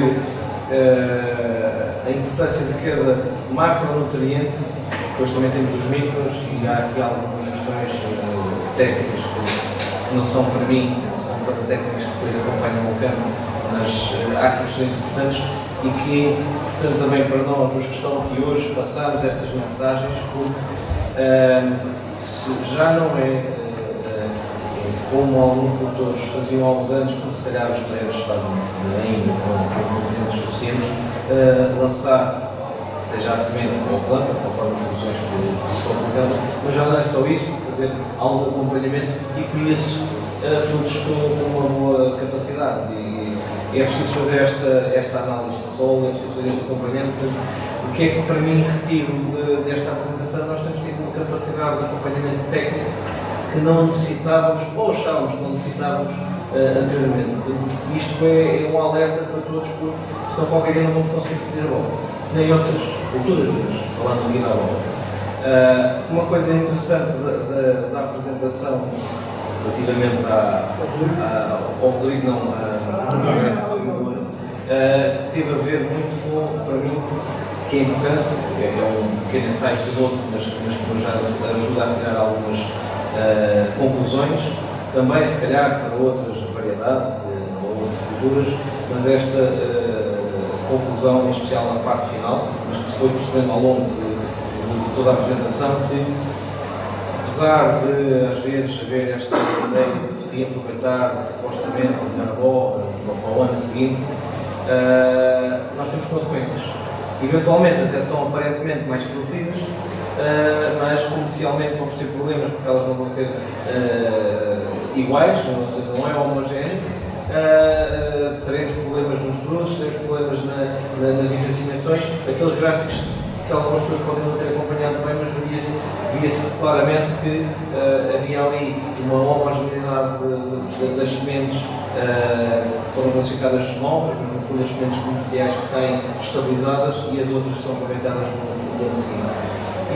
Posso só uma coisa dizer? Sim, claro. Com duas possíveis fontes de variação. Uma é a segregação familiar, a segregação dos genes dentro dos filhos de uma geração para outra, isso é normalíssimo. E a segunda pode haver a influência de vírus, que também altera tudo isto. E estes dois motivos podem ser mais suficientes para causar toda aquela variabilidade. E os vírus não controlam os tratamentos dos vetores, mosca branca, dos piolhos, mas não controlam depois se o vírus passou a não bem. Era preciso. Era o trabalho inicial do Rodrigo, era fazer kits de diagnóstico de vírus. E a outra é a segregação normal da genética de qualquer espécie que eu ponho. Desculpa, era só ilustrar este bocadinho, faltou ali para dizer assim. E a importância que depois, nesta discussão aqui comercial que tem, o impacto que isso tem comercial para as empresas. E o Rodrigo, que nos falou de muita coisa importante, uma experiência de vários anos e de perceber o que é importante e não, aqui salientar que na nossa zona, e a associação já fez, está aqui o engenheiro que nos teve na associação connosco ainda não há muito tempo, e que também o problema do plástico biodegradável e as mais-valias que traz, mas também os problemas até a nível comercial que se conseguiu perceber. Portanto, aí saliento de tudo isso, mas esta tentativa de sustentabilidade ambiental e eventualmente económica, porque não temos depois como ver o plástico, mas que nos traz outros problemas que também não são assim tão fáceis de resolver, mas salientava das apresentações de tudo isto. É que o plástico é transversal a todas as fileiras agrícolas. Sim. Continua o resto. Até o problema todo. E o problema da sustentabilidade ambiental está cá, mas a utilização de cada tipo de plástico e o impacto que isto tem, neste caso, nesta cultura, também já notámos isso aqui na região, mas é importante percebermos que já existem testes no outro lado e que sentem mais ou menos os mesmos problemas. Aqui, no fundo, é salientar as diferentes questões, porque não estou a ver participação, se calhar, ambientada a hora. O nível de açúcar, o nível de uso dos hidratos de carbono, na verdade, já está muito baixo. Ou come qualquer coisa, ou vai comer um bolinho, ou então tem que acabar isto. E aqui, e com isso, só salientar uma coisa que foi praticamente transversal a todos, que é, mas em especial relativamente às duas apresentações iniciais, que diz muito para a nossa região.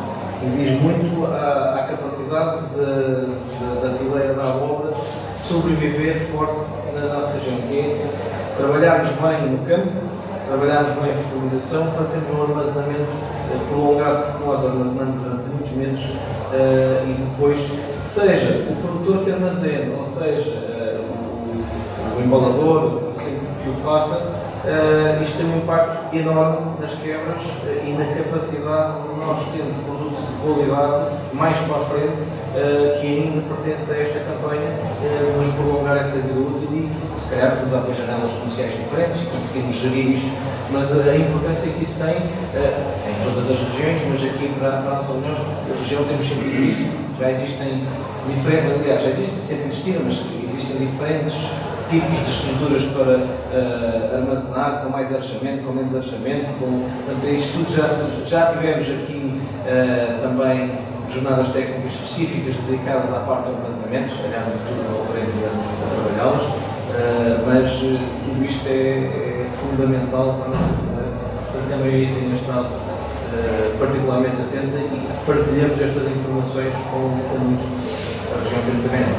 Agora só acrescentar, se me permite, que a intervenção da União vem trazer a outra componente, que é a necessidade que vocês vão ter de inovar nas variedades, de fazer novas variedades, seja elas quais forem, a esparguete ou outra qualquer, ou massa com estrelinhas, sei lá.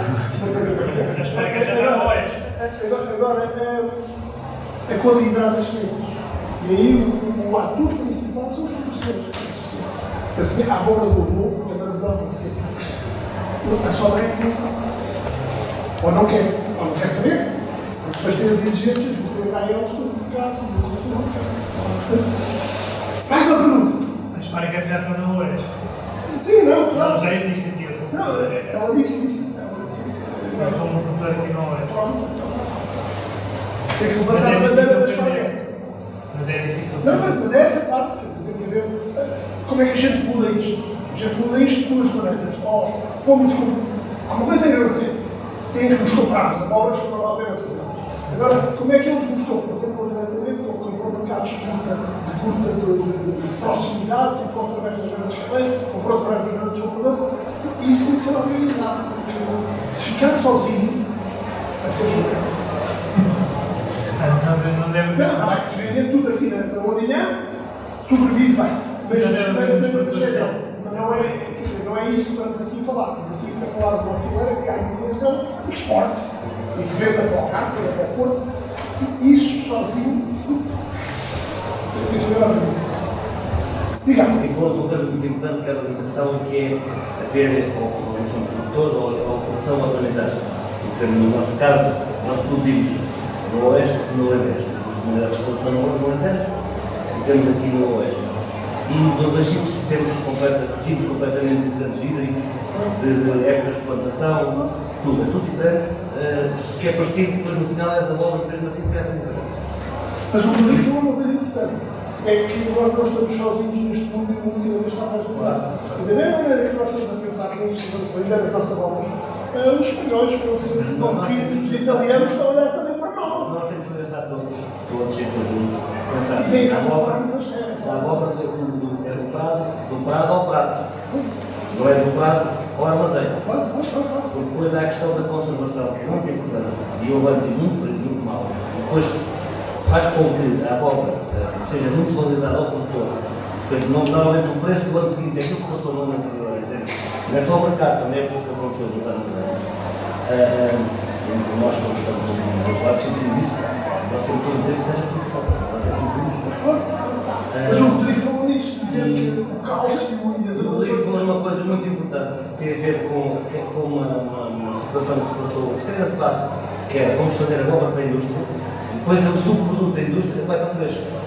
Mas isso vai competir, isso vai competir, e essas obras muitas vezes são feitas com uma coisa que se chama 32 anos, que é a bomba das obras. E depois temos matéria seca e conservação, vamos lá. Não é água, depois passando um tempo, então eu vou para a outra e a bola está vazia. Isso beneficia o setor, a organização, o negócio, e há mal para todos, depois tem mal para todos. E é isso que temos que ter todos, se calhar, em atenção. Tem que haver normativos e, obviamente, ninguém é obrigado a fazer nada, mas que é entrar e cumprir os normativos e temos que construir também o destruimento. Destruir é fácil. Professor, se me permitir, só uma coisa para adicionar ao que o senhor disse, que há uma coisa importante, que o pessoal não tem noção, eu tenho já-os em casa e vejo. Vamos pegar neste segundo apanho e vamos pegar neste primeiro apanho. Eu coloco uma jaula de primeiro apanho, coloco num sítio lá em casa e meto-me ao lado. A de segundo apanho, a tendência que tem, as abóboras de segundo apanho, se não forem bem maduras, se a maturação não estiver finalizada, a jaula perde à semana um dedo. Ao final de uma semana, tem menos um dedo. E quando nós vamos anotar, ao final, não semana a semana, mas fazemos a marca e vamos embora e depois voltamos a passar. Vão notar que ao final de 4, 5 semanas, quando chega, por exemplo, eu chego a ter abóbora apanhada em agosto, vai ser processada em janeiro. São 4 meses. Essas abóboras estiveram lá 4 meses, chegam a ter um palmo e um palmo e meio abaixo. E depois há outra coisa que nós notamos, se não for equilibrado e se não for feito como é necessário e isso é que dá trabalho e custa dinheiro, porque depois também custa dinheiro ao bolso do agricultor, quando a gente corta a abóbora ao meio, a abóbora está branca.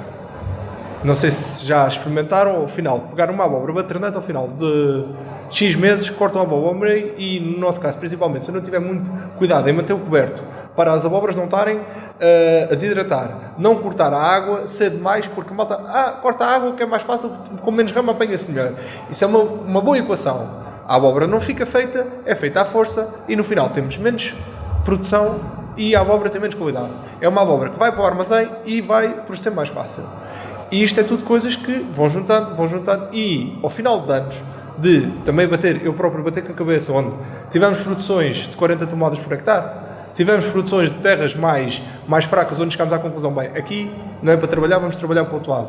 Assim como nós este ano voltámos a fazer alongado e chegámos à conclusão, bem, a vossa abóbora grande, que a gente chama aquilo alongado, não sei bem especificamente o nome da variedade, sou sincero, e chegámos à conclusão, vamos mudar aqui isto, vamos pôr menos fertilizante, vamos pôr outras coisas que isto, o coberto está grande demais, as abóboras estão a ficar muito grandes e não há polinização cruzada. E nós temos que adaptar para as coisas resultarem, porque no final, se não virmos resultados para todos, se a casa fecha, se a casa que está numa comprar fecha, eu não vou ter outra opção. Tenho uma opção, ok, vou trabalhar para mais longe e vai pôr transportes.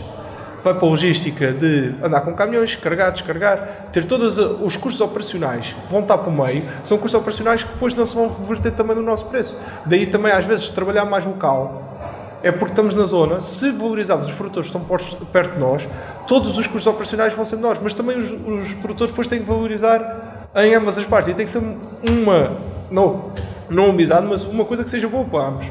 E nós temos ali um caso, melhor hipótese, Monlis. Monlis tinha tudo e tinha uma empresa que trabalha em Alpiarça e tinha capacidade de ter ali agricultores para eles e para terem sustentabilidade em tudo.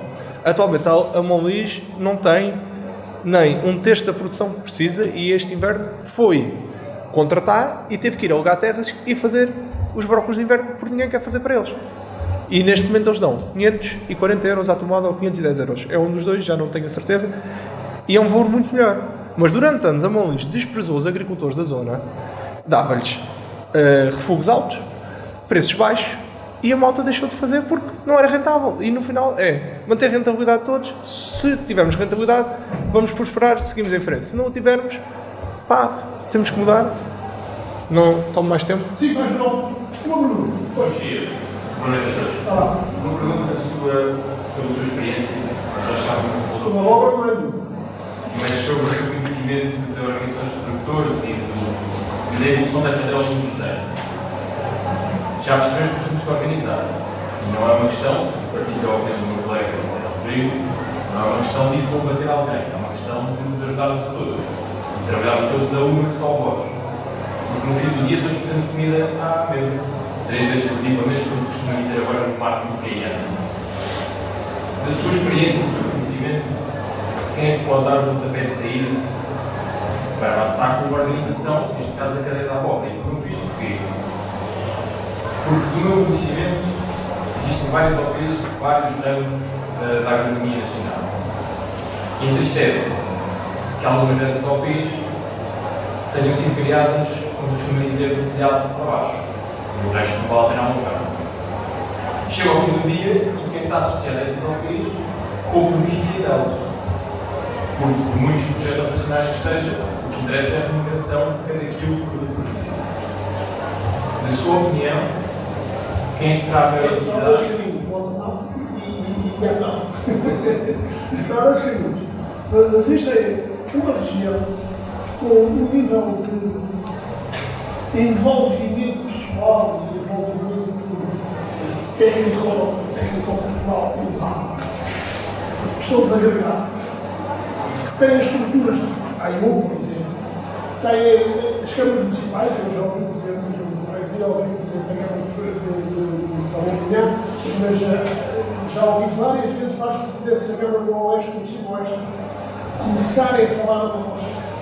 Também há discrepâncias, a briga do hospital, não vamos falar dela, mas naquilo que é unificante, eu acho que os atores locais existem, desde que os agricultores queiram começar a ter um lucro da organização. Também estas coisas, se não há um ou dois líderes que os outros aceitam. Está tudo estragado, não é? Nunca mais vai lá. Mas o que é que sobra? Sobra o total. E o total é a administração. O total é pura e simplesmente a administração. E não funciona. Só fazendo o que agora a política chega a administração. Obrigado. Era o meu Era ótimo. Agora é que Sinceramente, muito obrigado pelo seu contributo e pela